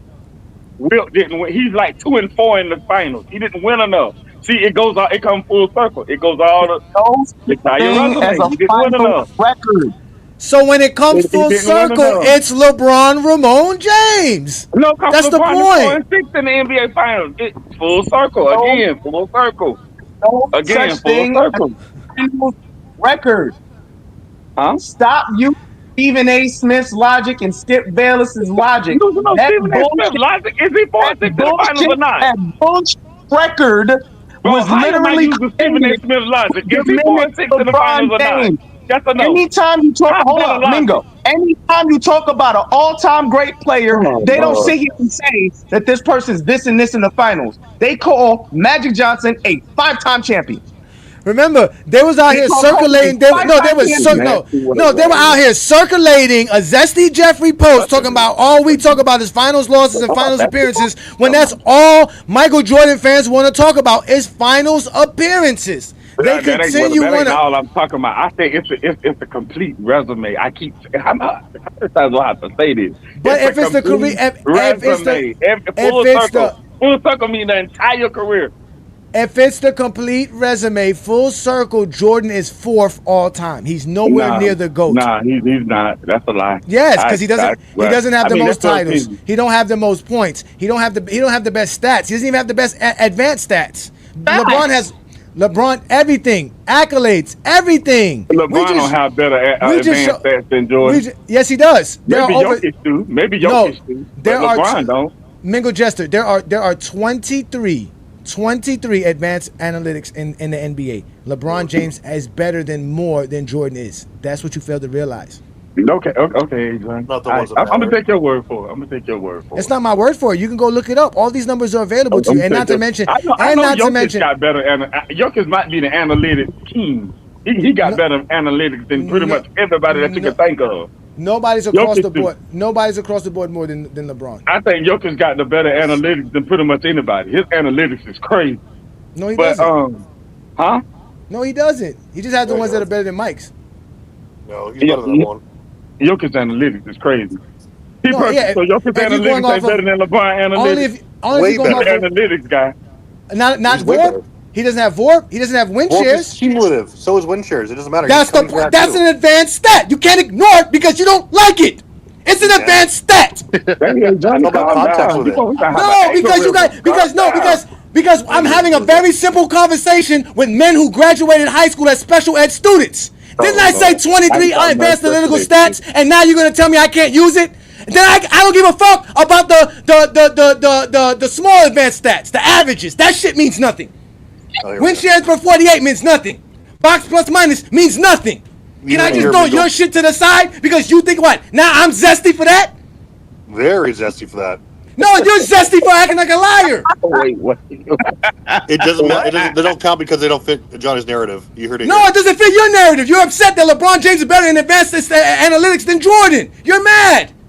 Who's mad? You're mad. You're screaming. Because you're calling me a liar. By telling me using something I shouldn't be able to use because you don't like it. I'm using the advanced metrics that you want to use, and now it doesn't work, and now you're saying, fuck it, let's not use it. Just like you said, let's not look at Michael Jordan's shots. You're going to go look it up yourself. Ow, I can't wait for you to go look up them numbers. Please go show me this Jordan mid-range shooting. You motherfuckers are liars. You can't accept truth. This is why Lee asks, why do you guys have Kobe top 5? Because fucking facts and truth don't matter to y'all. Don't matter. It don't matter. You could ignore shit. My son could ignore me telling him, stop playing with your toys on the floor. And he could still play them and look at me and say, you never told me that shit. That's what I got to deal with. Fucking grown-ass men acting like my 5-year-old son. Classic meltdown. Keep going. No, it ain't classic. That's classic exposure. Because this nigga told us stop talking. He told us to stop chattering so we can continue to break down the lies that you guys continue to believe. The lies. What lies? I did not lie. The lies? It's a lie that Jordan has the best analytics. That's a fucking lie. It's a lie. Jordan does not have the best analytics. So much so, when we added Jordan's analytics in our criteria, it fucking dropped Jordan down. Of course, bro. It's our criteria. Y'all gonna come up with some kind of weird. No, because our criteria is predicated on everything. Criteria. What is Jordan first in analytics? Everybody LeBron's criteria first, has their analytics person than at the Michael top. Jordan. No, it don't. No, it You don't. ever notice because everybody criteria has the person that they like at that's the a top? lie. You That's ever a notice lie. that? People, That's a lie. I mean, Because you can't make a criteria and show Jordan's the GOAT. Travis tried it, and guess who the fuck his GOAT was? Joker. And it wasn't Jordan. I'm gonna use the best. I'm gonna use the best example. None of you Michael Jordan fans have one criteria that can make Michael Jordan the GOAT. Not finals records, nothing. The only thing you have is finals MVPs. And if you go by finals MVPs, you got to make LeBron James the second greatest player of all time. And most of you who have Jordan as the GOAT don't have LeBron as the second greatest player of all time. So none of y'all got a criteria that can make Michael Jordan the GOAT. It's 2 years. 2 years has passed. 700 fucking days have passed, and not one of you zesty Jeffries brought up any criteria that can make Michael Jordan the GOAT. Not one of you. That's what the consensus is, though. The consensus is Jordan number 1, LeBron number 2. That's not consensus, Bush. That's a lie. That's the consensus. He's had Jordan a number 1, LeBron number 2. That's most of what everybody of say. media glazing him, talking about he's the best. And Mingo, this is where you lie. Sat here and said that you haven't lied. You lied. That's a lie. There is something that people try to sit here and say makes Jordan the GOAT, and they try to use championships. And y'all completely overlook people like Bill Russell, who has the most rings. But you don't have to stand. Then y'all try to sit here and say because he has one loss, he's not undefeated. Then somebody pulls out Havlicek, and y'all try to sit here and say, nah, he's not analytically sound. That's why he can't be the GOAT. So there is no criteria where you can have Jordan the GOAT. There isn't. No, it is. But like, I don't get why people just. Oh wait, Sturdy. What criteria is that, Sturdy? What criteria that we can make Jordan the GOAT? Please tell me this. I would love to hear this. No, it's like you said. It just. They don't want to. The problem is they don't want to follow through on their criteria. The criteria they make Jordan the GOAT. Like, let's for example, right? Hey Johnny, like the poster board for Zesty Jeffries. You like to say Stephen A. Smith. Stephen A. Smith has LeBron number 2 behind Jordan for some of the reasons that you just illustrated, right? He's not afraid to follow through on his criteria. That's the problem, Jay Johnny. For some strange reason, it's his consistency in the criteria. Even they just went on finals MVPs, which that is the only criteria you can make this dude outside of like ancillary stuff like media impact and like shoes and shit like that. That's the only criteria you can do. But you just illustrated perfectly. The problem is it's not so much Jordan being the GOAT over LeBron, it's really LeBron's placement. The criteria is right there. They don't want to follow through with it. No, because it wouldn't bode well. Just like the rest of their stuff, it doesn't go right. No, I'm saying I don't get why. Like, why can't they just use the Finals MVP criteria? Just be glad with it. The chances of LeBron getting 6 Finals MVP is slim to none. Because but why is it such a disdain? That means Kobe is as great as Iguodala and Chauncey Billups. No, Kobe got more. He got 2. They got 1. Don't do that, Johnny. Don't do that. Okay, you're right. He does got 2. My bad. He does have 2. Yeah, because then that would mean Steph Curry ain't up there because he only got 1. He only got 1. No, that's my and Kevin Durant. That means Kevin Durant is good as Kobe, and they don't think that. You said it, not me. Do you guys think there's another player, Johnny, that people? That means Iguodala is dying up with Steph Curry. Johnny, do you think there's another player who people forget about? Yeah, and the name that I'm thinking of is Tim Duncan. No, he's top 5. He's top 5, top 10 for most people. No, he's top 10. He's not top 5, but he's top 10. Some people have him in top 5. He's a consensus top 10 guy. He's a consensus top 5. Because a lot of people who don't consider Will and Bill Russell will have Tim Duncan in their top 5. No. Even with Bill, I know that's Twin Man. That's Twin Man. No. Consensus wise, even with Bill and Will in the top 10, Tim Duncan gets the nod majority of the time because he's the greatest power forward of all time. That's why majority of people have him in the top 10. He's always at lower top 10, like 8 to 10. I got him 6th. Yeah, he's always in the top 10. Like Tim Duncan always been in the top 10. I won't let people know that. Tim Duncan was a great player. He got 3 Finals MVPs, 2 MVPs.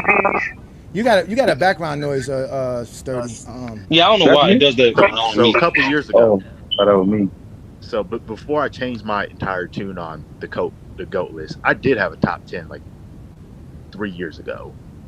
And so I can get Ethan for it. I'll share it. So before I changed my tune on the GOAT list, it was for me 3 years ago.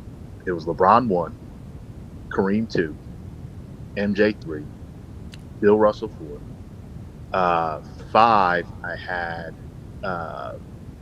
who did I have 5? Oh, I had Tim Duncan 5, Shaq 6, Hakeem 7, Oscar Robertson 8. I had Magic at 9.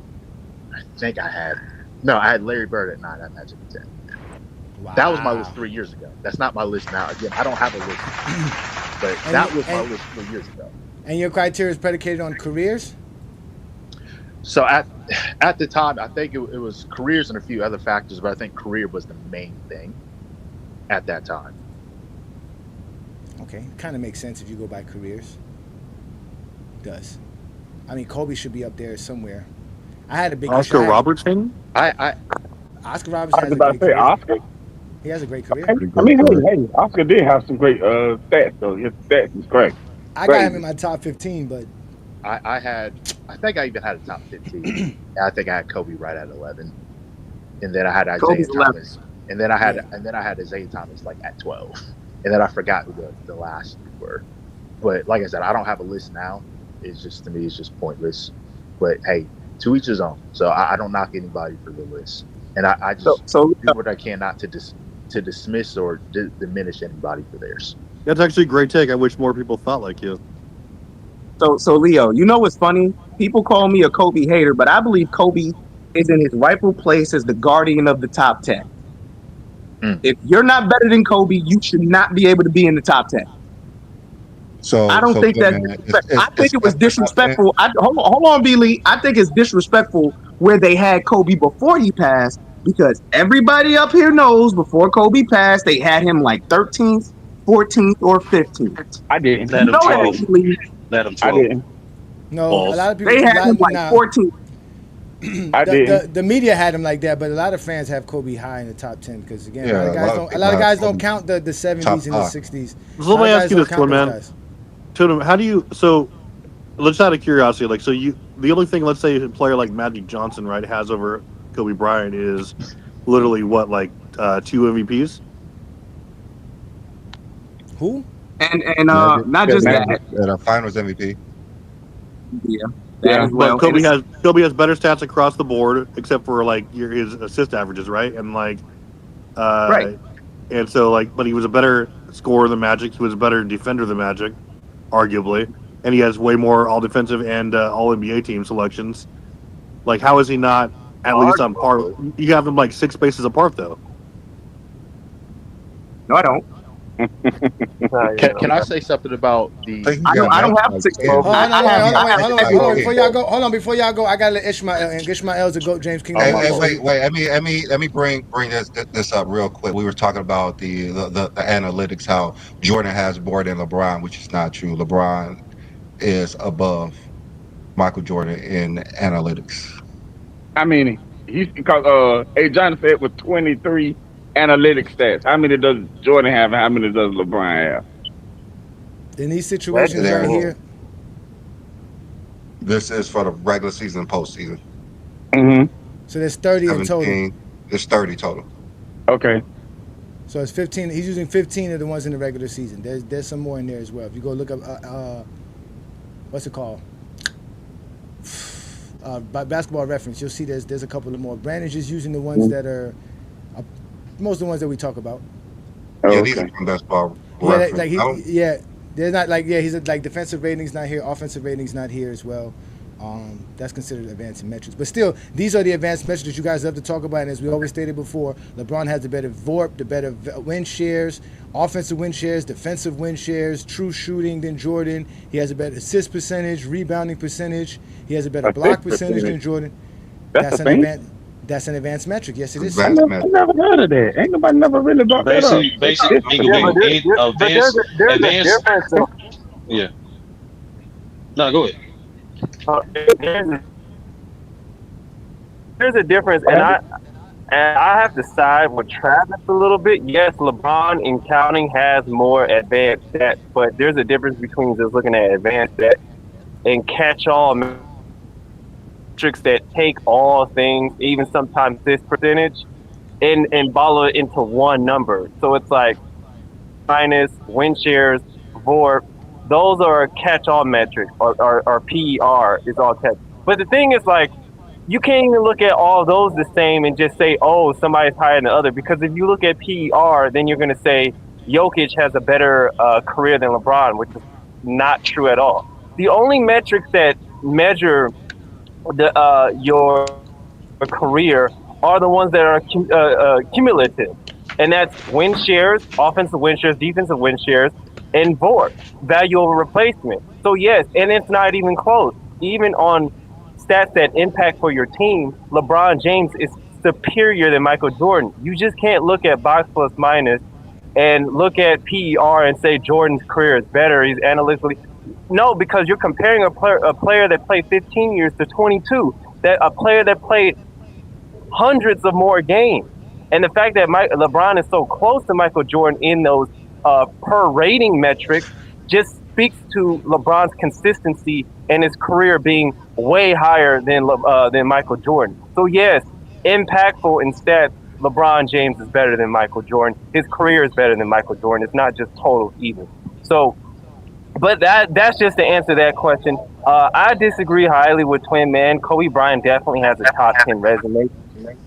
His resume is even better than Shaq. If you're not equating peak and prime and stuff, but just even from a longevity aspect and being impactful as a player for his career, Kobe Bryant is better than Shaquille O'Neal. His resume is better. Like, he's a better basketball player. His career is better than Magic. No, you're breaking in and out there, Ishmael. You're breaking in and out. You gotta get to a better spot. Hey, Johnny, I'm about to head out, but real quick, speaking of, nah, you're still breaking in and out, Ishmael. go ahead, Leo. Yeah, I'm about to head out, but just real quick, speaking of resumes, because we were looking at some of LeBron's accolades. One thing that I've always noticed, I think of 2013 in particular. Did I be heard? Yeah, go ahead, Ishmael. I'll wait. I'll go after you. Yeah, I think Kobe Bryant is definitely a top 10 player. His resume speaks a lot. You cannot discount. Like, if you're taking accolades, I think he's like second or third in most All-Stars. He's pretty up to all defensive teams and all NBAs. Unless you rarely value MVPs, like a couple more MVPs than him, but it's just that it's just overwhelmingly more in terms of accolades and honors. Then he also has the total stats. And I think that he does have more in terms of the analytics more than some of these guys as well, like Larry Bird and them. It's not that high because he wasn't the most efficient basketball player during his time and his best, I believe. But Kobe Bryant does have a top 10 resume. And also to add for Curry, yeah, congratulations, Stephen Curry, but I still don't think he's a top 10 player, just due to the fact that he doesn't have the longevity compared to many players. Indeed, I think Kobe's a top 10 player. Definitely, good job by you. Appreciate that, Ishmael. So go ahead and ask the question so we can get the show going because we about to get up out of here. The Lakers are about to play very shortly. Go ahead. Yeah, my whole thing was that somebody showed accolades earlier. I think it was you earlier, Johnny. Showed accolades. Like I just think about LeBron 2013. Like for me, he should have been the first player in NBA history to be a unanimous Triple Crown winner. And this is what I mean by that. Unanimous MVP of that season. For some reason, Carmelo got one vote, which is ridiculous. Should have been unanimous defensive player of the year because he was first team all defense. Didn't Marcus All get it over him? He was second team or third team? And no team. Marcus All didn't even make it. He didn't make the all defensive team. They put him on it. They had to add him. They had to add him on to it. And then he won unanimous Finals MVP. But somebody mentioned accolades sometimes, and I think there's certain players who should have gotten more accolades but didn't for whatever reason. But that was just my take. Let me ask these guys, since we have a full panel right now, really fast. Just since we were talking about advanced metrics, see how smart these guys are. So this is actually something the NBA said.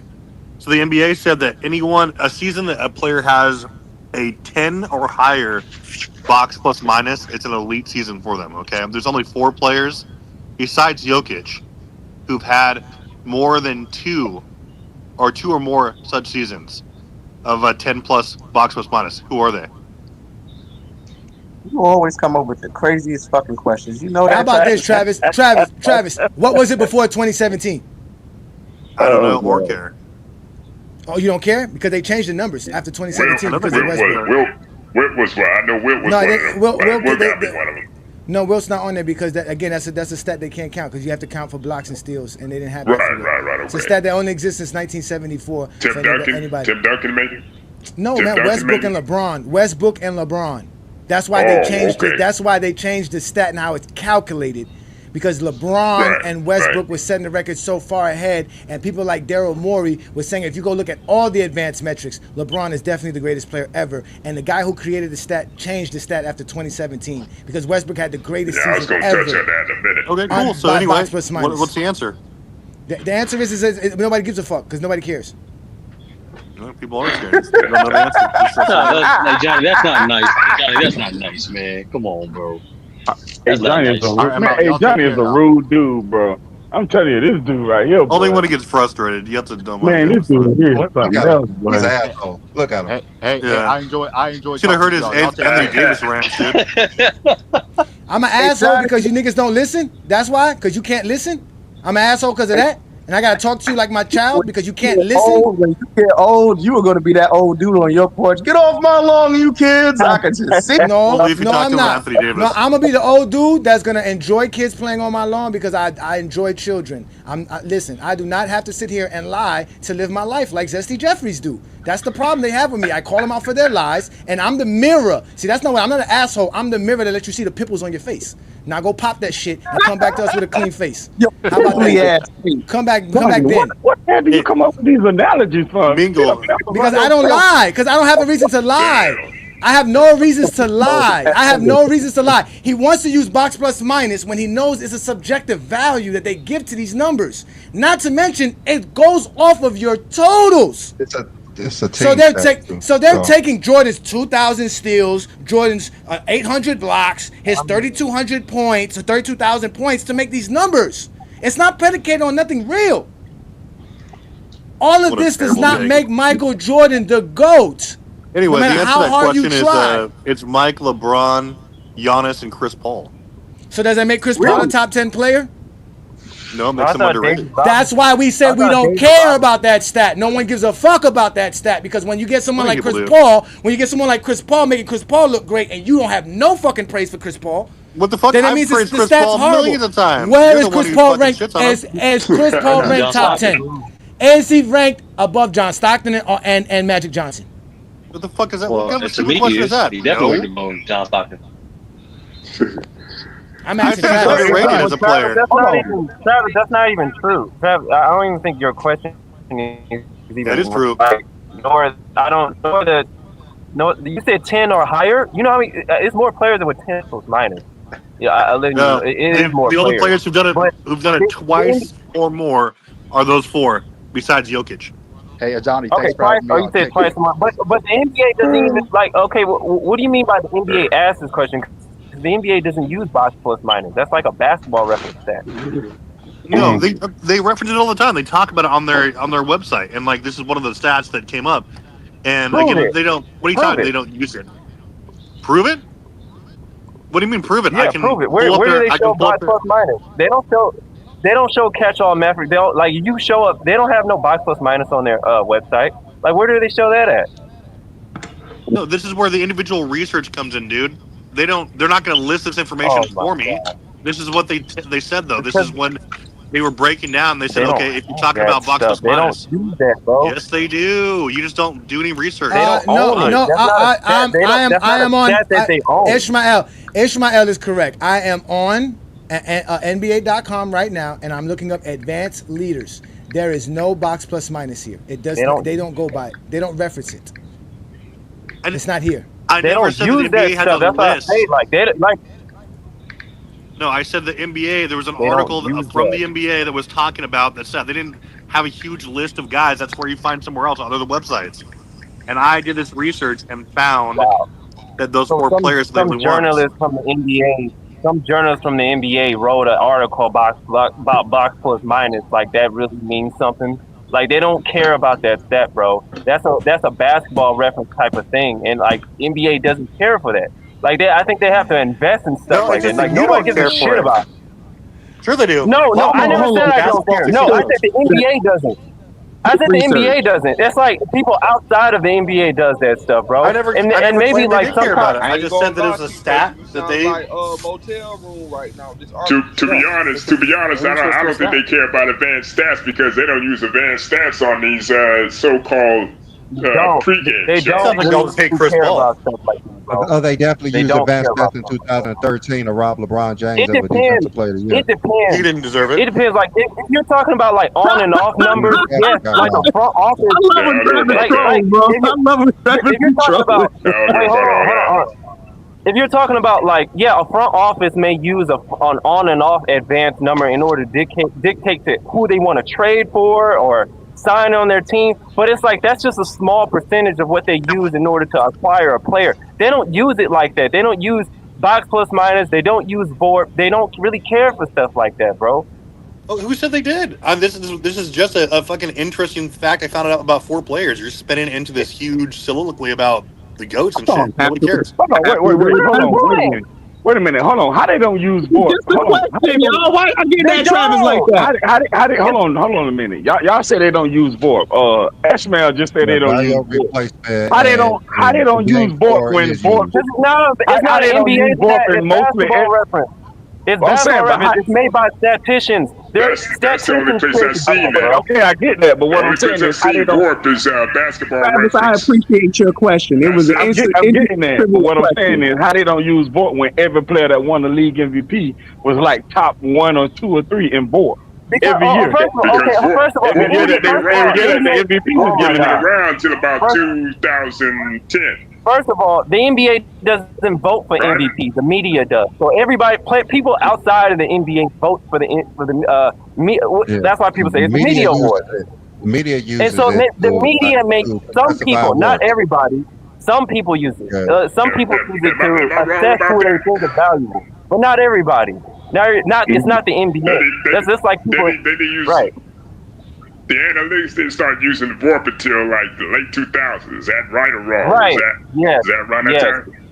Late 2000s when they actually started using VORP, right? Probably around 2007, 2008. No, they had it before that. That's what Daryl Morey told everybody. If you go look at the advanced metrics, because all these advanced metrics existed since 2004, since the mid 2000s. If you go look at those analytics, it says LeBron is the greatest player ever. So what did they do? They said, we're going to change it. VORP is attached to box plus minus. Basically, your VORP is your box plus minus, including the minutes played. Right. So PER been around longer than VORP, I assume, right? Yeah. No, PR, around the same time. Around the same time, 2004. Right. These are all advanced analytics and created by basketball nerds. They're not even like Ishmael. They're not even a part of the media. They're just statisticians, dudes that just wanted to try to analyze the game a little bit more than what it was. They tried to attach baseball. They try to use hockey. Yes, they try to use hockey and baseball analytics for basketball. Has there ever been such thing as football analytics? There's no such thing as football analytics.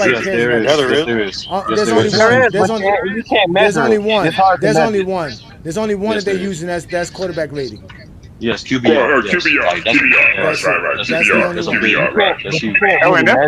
And that's a very important football stat too. But they don't. Everybody be talking about quarterback rating. They don't use advanced stats for other positions though.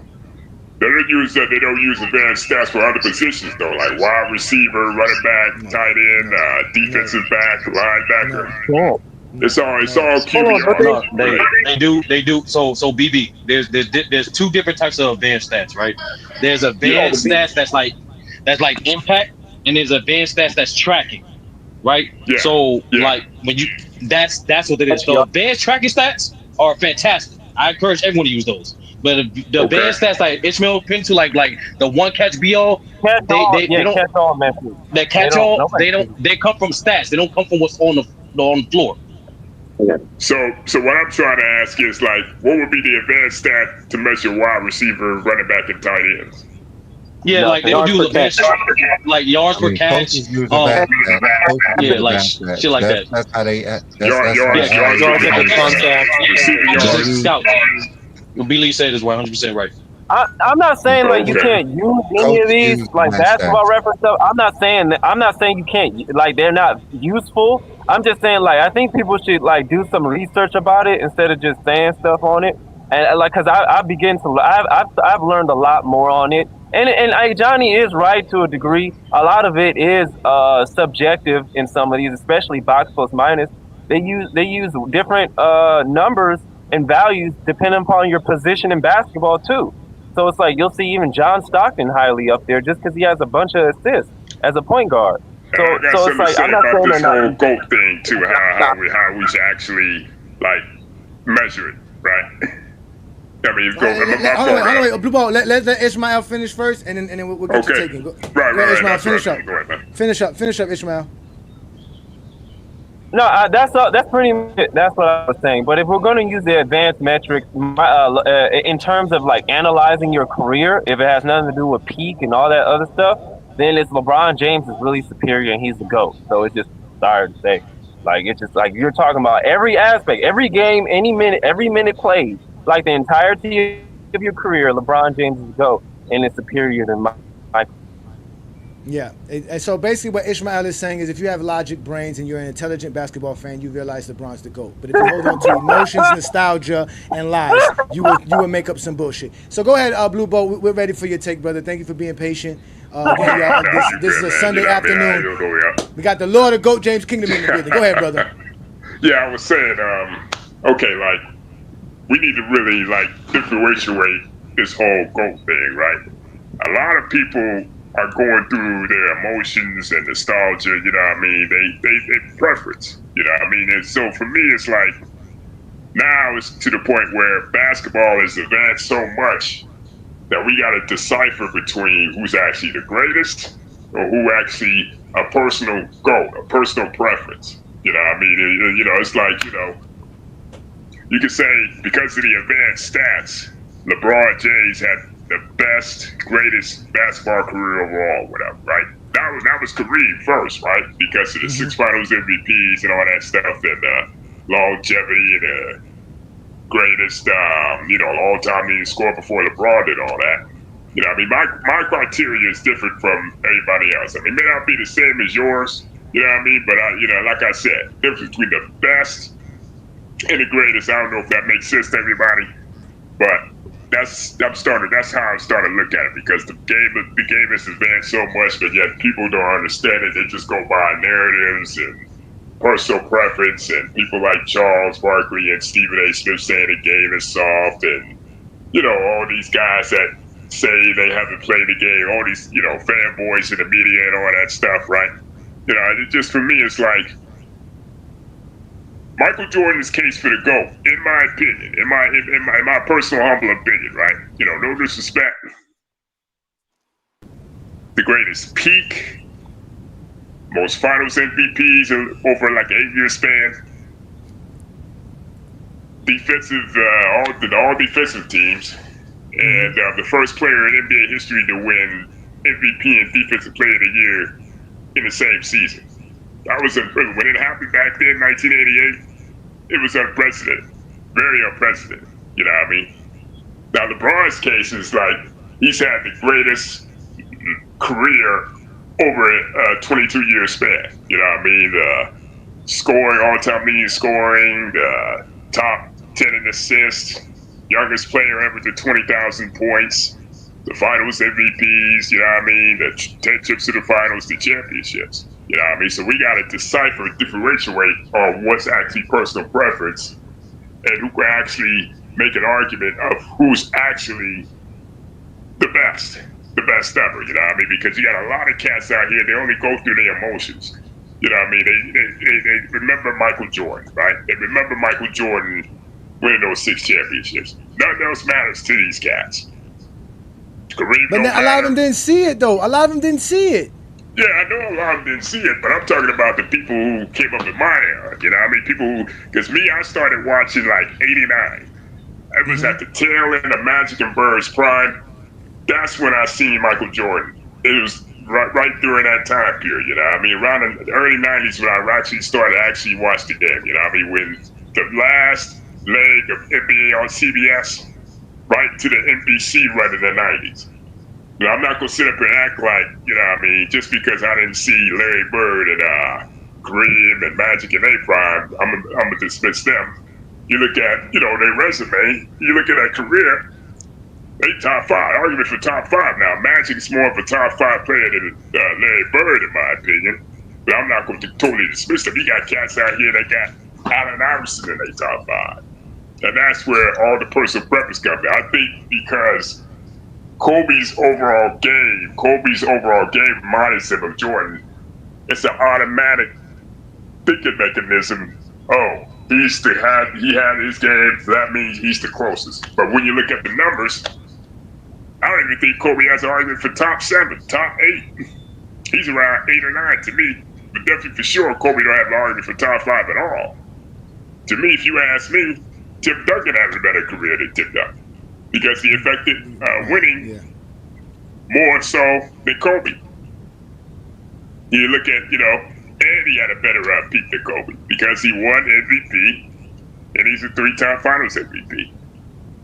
And he was able to adapt his game more so to winning than Kobe was. So, you know, it's like we got to start to differentiate with all this stuff. You know what I mean? It's as far as, you know, an actual argument. You know what I mean? But a lot of cats out here, they look at LeBron's shortcomings and they think he don't have an argument in the conversation, but yet they forget about Magic Johnson, Larry Bird's shortcomings. This is a great point. I'm glad he's saying all this because this is a fact. Like for some reason, when it comes and it's funny, they do nitpick because with Magic they do have the whole like Tragic Johnson thing. Tragic Johnson. But I'm glad you harped on it because they didn't do that. They didn't do that for Jordan. Jordan went out really pathetic against the Pistons multiple times. And they didn't use it to say he can't be the GOAT. Jordan. They did do it for Jordan, but none of us was watching at that time. Right. They're saying, you don't remember, they said he was probably, he didn't trust his teammates. No, hey, Johnny. His style of ball wasn't going to win championships. That's what they were saying. No, hey, Johnny, not back then. Not back then, no, but now. Hold on, real quick. The media now doesn't harp on how Jordan went out sad against the Pistons. They don't harp on that. Because they do with LeBron, though. They sometimes do with Kobe. Because they're not the same media from back then. It's a new brass of media. Right. No, I agree. A lot of these guys in the media not now, probably. It's so. A lot of these guys in the media now were watching basketball in the 90s when we were. Either they don't remember Jordan's shortcomings, but yet they remember Jordan's shortcomings, but they don't want to use it in an argument. Because then it would make Jordan kind of look human, you know? It will make Mike look like he look human and like he's an ordinary player that has shortcomings. So, again, the only people who talk about LeBron James I do like it when they bring up 2011 though, because I'm like, okay, Skip Bayless. That's the only people who does that, man. Nobody brings up LeBron's failures, but Skip Bayless. Yeah, man. I'll start with him, man. Nobody cares about players' failures. Don't forget Stephen A. second place and Ron Parker on them clowns. They all do it consistently too. They're all after. No, it's true, but I actually like it when they bring up that with that shortcoming because I'm okay. Because I'm like.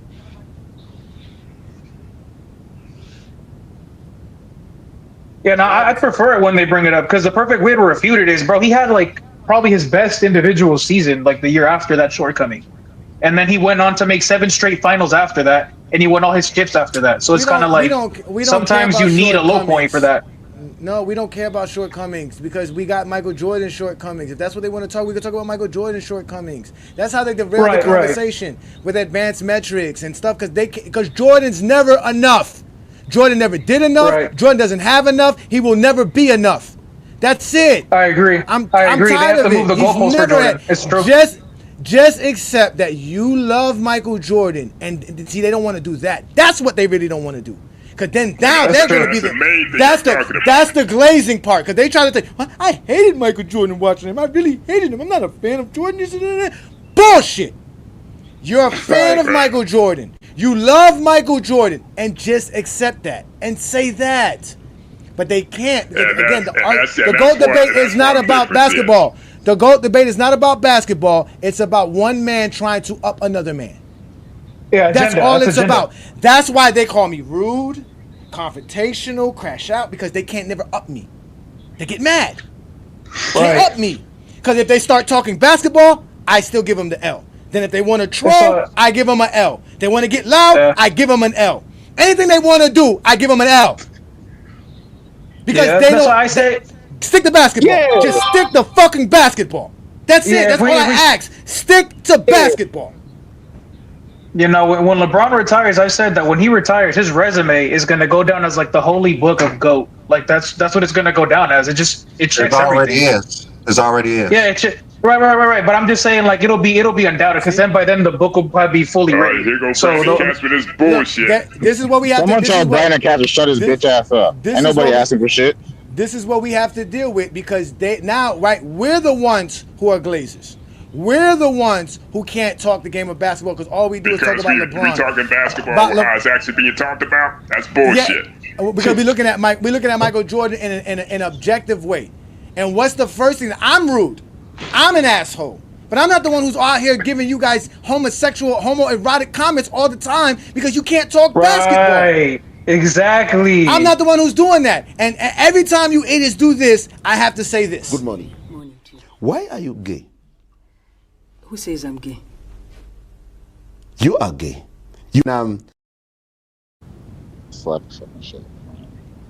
Yeah, it's always ironic how they say you guys are LGBTQ, but they're the ones who have to. They're the ones who have to conceive those comments and type them out. Like that's just ironic. Brandon, we let you up, Brandon. You're just not allowed to talk because you don't shut the fuck up. You know why they say that? You know why they go on to these personal insults like dick rider and bronzexual? Because they can't talk the game of basketball. They can't decipher numbers. They can't decipher stats. They can't decipher certain things that measure greatness. So it's all about eye test. It's all about personal preference. It's about lies. It's about lies because they didn't see it. Yeah. They didn't even see it. Personal preference. It's lies. When I say personal preference, they throw a little extra stuff in there just to prop up.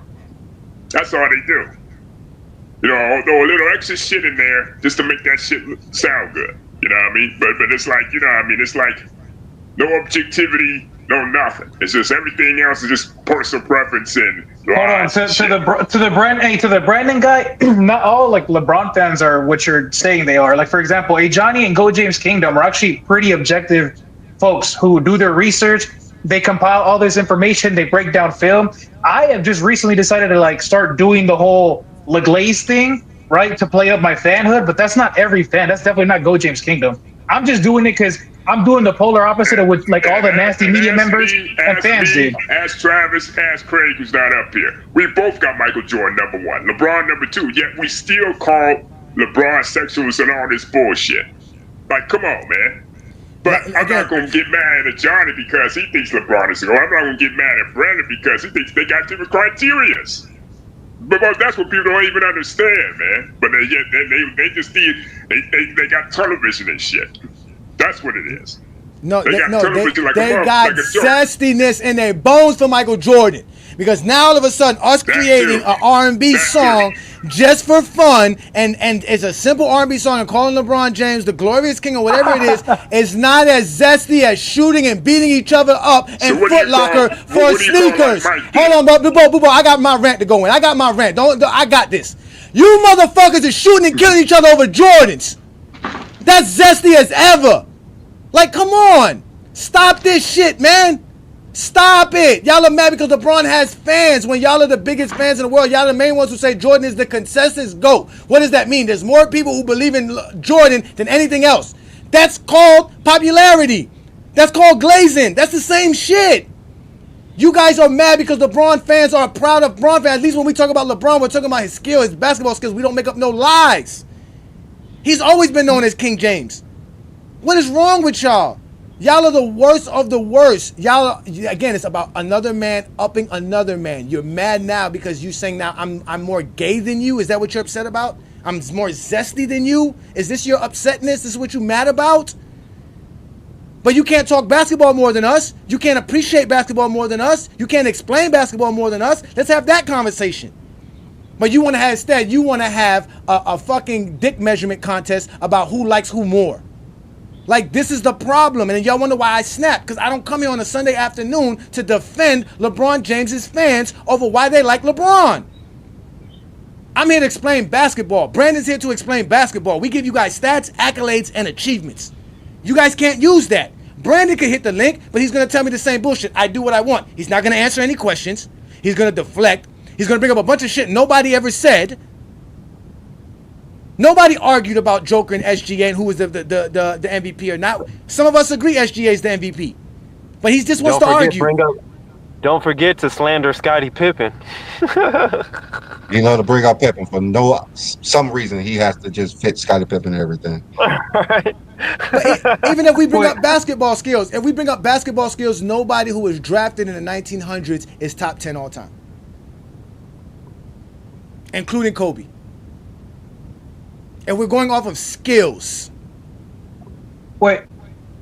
Hey, Johnny, I do want to request something real quick. I joined the GOAT James membership yesterday, the tier 2, because I was like the first level, but now I'm on the second one, right? I think you know what I'm talking about, the tier 2. Yeah. So I saw that. Yeah, so so I want to request something if it's not too much to request. Would you guys be able to go back and watch the film and get the stats for LeBron's the La Fuck You 3, where he shoots it from the logo, where he shoots that shit from deep? Like I want to know what the percentages on that is. The NBA doesn't give us that. On his 30 plus feet, 3-pointers. Like the deepest threes. You know what? I think I saw a stat for that. I'd love to know that percentage. I just out of curiosity, if it's possible. Not even today, like just at some point. You know what? StatHead has that available to you here. Let me see here. You said 30 feet, right? Yeah, like the logo pretty much 3, like pretty much where it's closer to the logo than it is like the 3-point line. Field goal percentage. All right, it doesn't matter. Because that's the one that the internet just dubbed like the La Fuck You 3. That's that one. So you said 30 feet, Brandon? Yeah, I think that's what you're talking about, the 30 feet plus ones. All right. So, does it have to be? Can it be past the half court or just till half court? How do you want it? No. Just so long. It's hard to measure exactly, but it's normally the ones where he's like. That's half court too. So yeah, it's normally when he's like closer to half court than he is to the 3-point line ish. That's ish. Well, he don't really. But I mean, if you can find, if you can find a 30 point, if you can find the 30 feet one plus, that one works. All right, give me a second. Let me see if it gives it to me here. I'm pulling it up now for NBA season. Okay, wait a minute. No, show criteria. People forget he was shooting those threes before Steph Curry even was drafted into the league. All right, hold on. Let me see if I can find it here for careers.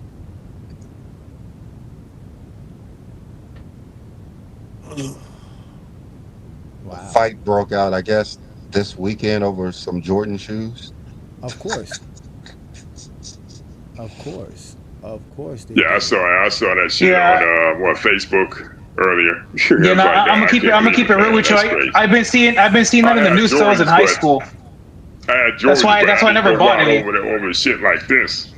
That's crazy. No, that's dead ass why I never bought any. I've seen violence and murders since I was in high school over Jordans. That's when I was like, I'm never buying no shoes. People was getting robbed Jordans even here in Northeast Ohio, getting stuck. Straight jacks. Come on, man, you gonna rob somebody? Yeah, that's positive for Jordan in the GOAT debate. That's a positive for Jordan in the GOAT debate because no one's trying to kill people over LeBron shoes. Yeah, exactly. I've had people say that. No, that's what Jordan's trainer said. Right? Isn't that what his trainer said? I've had people say that. You talking about Tim Grover's goofy ass? Yeah, Tim Grover. That's what he said. Yeah, bragging over murder over shoes is really fucking goofy. That's wild. And I took that, and to be honest, I took that as kind of shot as people of color. He's trying to insinuate people of color are dumb and stupid. It's kind of like a prejudice take, if you ask me. All right, well, I think I got this right. I put in that for shots that are 30 feet to 90 feet, right? And LeBron James, for his career, they got him making 71 out of 301. So he shoots 23.6% when he shoots outside of 30 feet. All right, fellas, I got to run, man. It's good chopping up with you guys. That's a lot to make. That's a lot to make. Yeah, no, as I was gonna say, it's crazy how like the percentage number is 23 though. That's just funny. Of all numbers. Hey, it's good chopping up with you guys. I got to make a run. I got to run. I appreciate you. No doubt, Blue Bowl. No doubt. But when I do it, when I ask for the regular season, when I don't ask for his name, and I just ask for other players, his name doesn't come up. So I don't know why it changed now. Like I don't know why it does that. This is the hard part about trying to find these stats with this thing here. Yeah, no, this is a very like specific stat. It's a very like unusual and rare stat that like tracking the deep threes. I'm gonna go to 3-point field goal attempts that's outside of 30 feet and see if it doesn't pull up the guy. It pulls up the guy with the most shots at that situation is Paul George. He makes 15 out of 108. But we just saw when I asked him just give me LeBron's numbers, it gave me over 300 shots. So I don't know why there's a bunch of deep threes. Yeah, I don't know why it's doing that for just the thing, but then I'd be willing to bet the percentage is probably like the best or up there of like him hitting and taking those shots in the fourth quarter. Oh, just like it doesn't matter. Period. I did my research. Shout out to you, Erky, man. Again, yeah, y'all stay off the crack, especially you, Zesty Jeffries, man. I did my research on this, man. And if we go look up what LeBron James shoots outside of from 20 to 29 feet, right? If we look at what he does for his NBA career, he shoots well. Like again, he's just one of especially if they let us take it down to 4 years like they do for Michael Jordan. Like he doesn't shoot bad. Outside of 20 feet, LeBron James is better than Michael Jordan by far. That's what gets me upset. Like if we take LeBron James's best shooting years from his mid-range shooting, right, which is basically 10 to 20 feet, he shoots well. But they don't want to accept that. Just like with Jordan, this is Jordan's 4 years.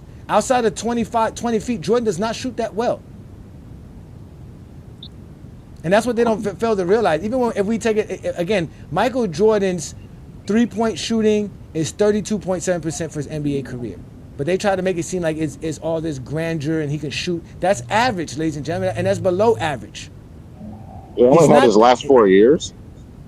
That's the only time they record for shot. The NBA don't keep a track. Bro, we of shots saw him. We was watching the games from the 80s with Lamont. This man couldn't shoot a mid-range for shit in the 80s. We know I don't know why they talk like this nigga can shoot. He made 9 threes his rookie year. LeBron made 9 threes in a game last year. Yeah, exactly. What are we talking about? So again, Jordan was not that great from shooting outside. Look at what he shot outside of 25 feet. It's horrible. Again, Jordan's best shooting season was 1997. They try to use that to say that's how Jordan shot his whole career, which is all lies.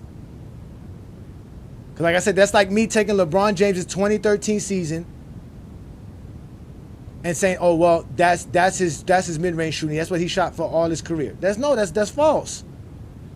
Even this year, LeBron James is shooting like what 45% ish around 46% for mid-range. Jordan wasn't shooting 46% for mid-range at 40. Yeah, I was watching. So I forgot who it was. It was last week. They was talking about how teams are shooting too many threes, and it's not pleasing to like watch. And one of the guys said, if you shoot, I believe like 3 for 10 in 3-pointers, which is 30%, and someone else shoot 50% in twos, like I forgot what it was. Maybe it was like more than the 3 for 10. It was like you would have more like points. You would score more like points by like shooting threes, basically. Yeah. So if you shoot 35% from 3-point land, it's better than shooting 52% from the field.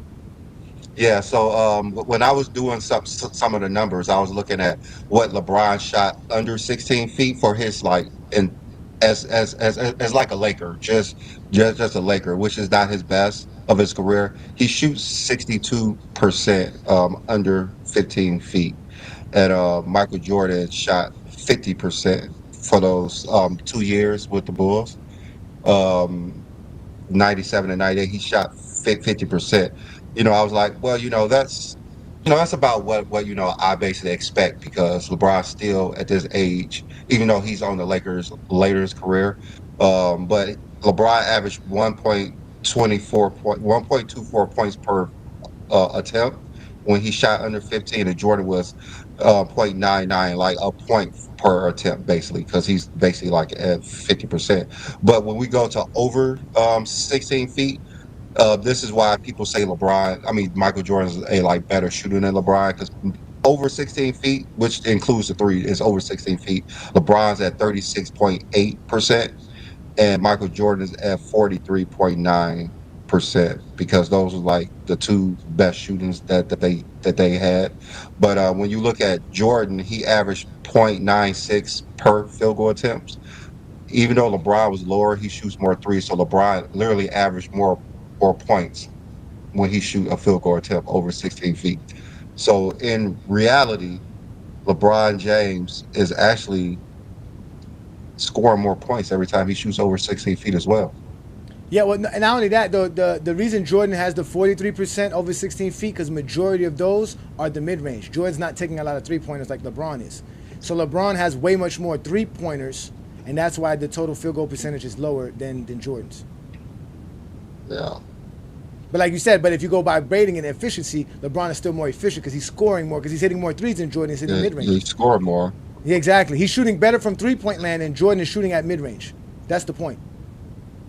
Yeah, then when I went from 2012 to current, LeBron was still shooting, like averaging more points per field goal attempt than Michael Jordan in those two seasons.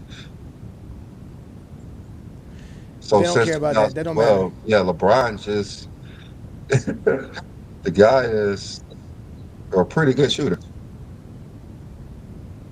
You got to be a great shooter. There's no way you can't be a great shooter if you're top 10 all time in three-pointers made. We all know that. LeBron James is top 10 in three-pointers made in NBA history. He's about to pass Reggie Miller in the next couple of games. So, yeah, LeBron James is a great shooter. We all know this already, but they don't care because to them it's all about how you look. They don't know. They don't have no real information. All they got is lies and myths, and then they have each other to back each other up. That's why Travis feels the way he feels, because when he goes over to Michael Jordan Fans or the Worst page, or he's over there talking with all those other Zesty Jeffries and Rated R Sports, or wherever the fuck these guys are, they all agree with one another because it all sounds great. It all sounds good, and we all feel good because we all Michael Jordan fans. You might as well just join a chat with Willie there, Travis. You might as well, because that's how they all talk. I don't get it. Again, you can be a Michael Jordan fan all you want to, but don't get mad when we call you out for being a Michael Jordan fan, especially when you guys always call us out for being LeBron fans. Don't make no sense. If he comes back soon, and finishes the year, he's gonna pass Reggie Miller for 6 for sure. That's a stupid take because I do nothing but glaze LeBron with you homers all day long, every day. Like, I'm not even. Honestly though, let's be real. Let's keep it real. Go ahead. Hey, Travis, let them know about the Radar show every Saturday, 7 p.m. Eastern time. Go ahead, brother. Okay, so the Radar with myself, John, and Brandon, we are doing just a throw off and just a little bit more of a chat focused. Less glazing, right? Less glazing, right? Less glazing. Less glazing, yeah. So leave that to me. Leave that to me. Yeah. So basically, we're trying to get the chat involved. We're gonna do like debates on different things with the three of us. The chat decides who wins every week, and also there's gonna be we're talking about random topics about the NBA or other sports. Just depends on what we throw around and kick off, but. We're trying to get the chat and the community involved as much as possible, so you guys can kind of dictate what we talk about and like who wins. So it should be fun in that regard. But every Saturday at 7 Eastern. Travis, they want more LeGlaze. They require more LeGlaze even on Saturdays. Okay. How can I give you more LeGlaze? I've literally did like 10 segments about how LeBron's awesome and like different. Well, we last show, we did it yesterday. We did have who had the best season ever, and I did say LeBron. You want some more LeGlaze? Okay, there's been 4 times in NBA history where a player has won the scoring title, made all defense first team, won the Finals MVP and the regular season MVP. LeBron is 0. Jordan. That was Michael 4. So fuck you. No, LeBron's amazing now. Either way, ladies and gentlemen, you guys know what we do here in GOAT James Kingdom, man. This is a great show. We had fun talking about Steph Curry and how his record Basically sets him up to be, you know, a part of the Unbreakable Record theme that we all know exists in the NBA. We brought up all the Unbreakable records that exist and how that relates to the greatest players of all time. Obviously, Stephen Curry hitting 4,000 three-pointers sets him apart from anybody else as far as shooting-wise. He's considered the greatest shooter, again, because of his total three-pointers made, because, again, that's what reflects his great shootiness. He's the all-time leader in playoff and regular season three-pointers made, and it's going to take a very great shooter to surpass him. But that's what we do here in GOAT James Kingdom. Not only do we obviously glaze LeBron. He's your top 10 though, right, John? No, he's not. He could be in my top 20 now. He could be in my top 20 now, but W LeGlaze, W. Here, LeBron is no worse than second. Like if anyone has him outside of the top 3, they don't know basketball. They don't know basketball. And if you want to argue with that, just show up here on a Sunday afternoon for the GOAT James Kingdom show with B. Lee and A. Johnny. As we tell you guys, we do this every Sunday, noon Eastern time. We are the Clutch Sports Hitmen. And what we do is explain why LeBron's the GOAT of basketball, and we explain why basketball is the greatest it's ever been in today's NBA. And we also recognize all the greatest players that ever played the game. We don't hate on nobody or no era. So that's what we do here in GOAT James Kingdom. If you like our content, don't be afraid to check out the GOAT James Kingdom membership after you're already subscribed and hit the like button to all of our content as well. The GOAT James Kingdom membership is a big thing. West Coast, I know you said you went to the Castle Knights of GJK, so that makes you eligible for a GOAT James Kingdom t-shirt. So hit us up yes, sir. Hit us up at goatjameskingdomshow@gmail.com, and we'll discuss how to get you your shirt and what you want on that shirt as well. So again, ladies and gentlemen, these are all the different tiers and all the perks that come along with those tiers. Check out those GOAT James Kingdom membership. In fact, we have special perks for all our GOAT James Kingdom membership, which is our GOAT James Kingdom members watch party, where we actually watch the game of basketball like we're going to do on Sunday, right? Because Monday, we're going to watch the Lakers play against San Antonio. Right now, the Lakers are playing, and I'm thinking about doing that, but it's kind of too late to do it because we're about to get up out of here, and I want to go get me something to eat. But either way, like I said, ladies and gentlemen, we do special things like that with our GOAT James Kingdom members. We do big things all the time here in GOAT James Kingdom. We're only going to continue to grow. Yes, this is a channel that reflects and shows LeBron's greatness.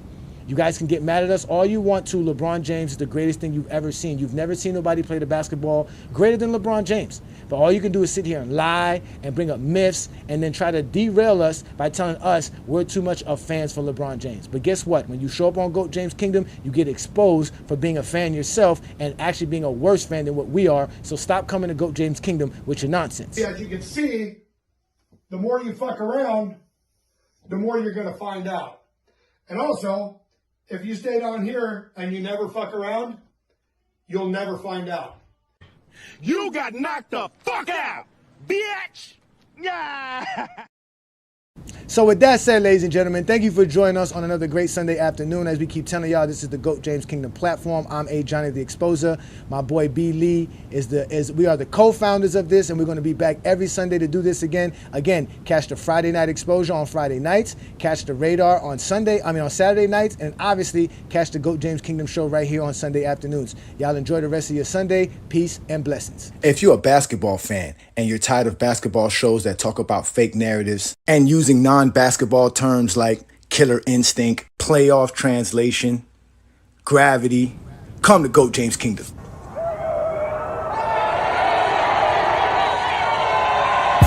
Welcome to GOAT James Kingdom, where basketball lives forever.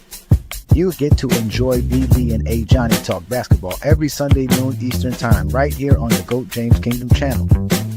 Support by subscribing, and also check out the membership at GOAT James Kingdom.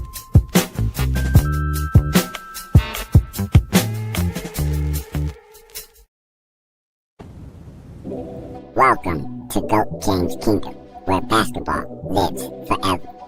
Here in GOAT James Kingdom, we not only talk the game of basketball, we actually watch it.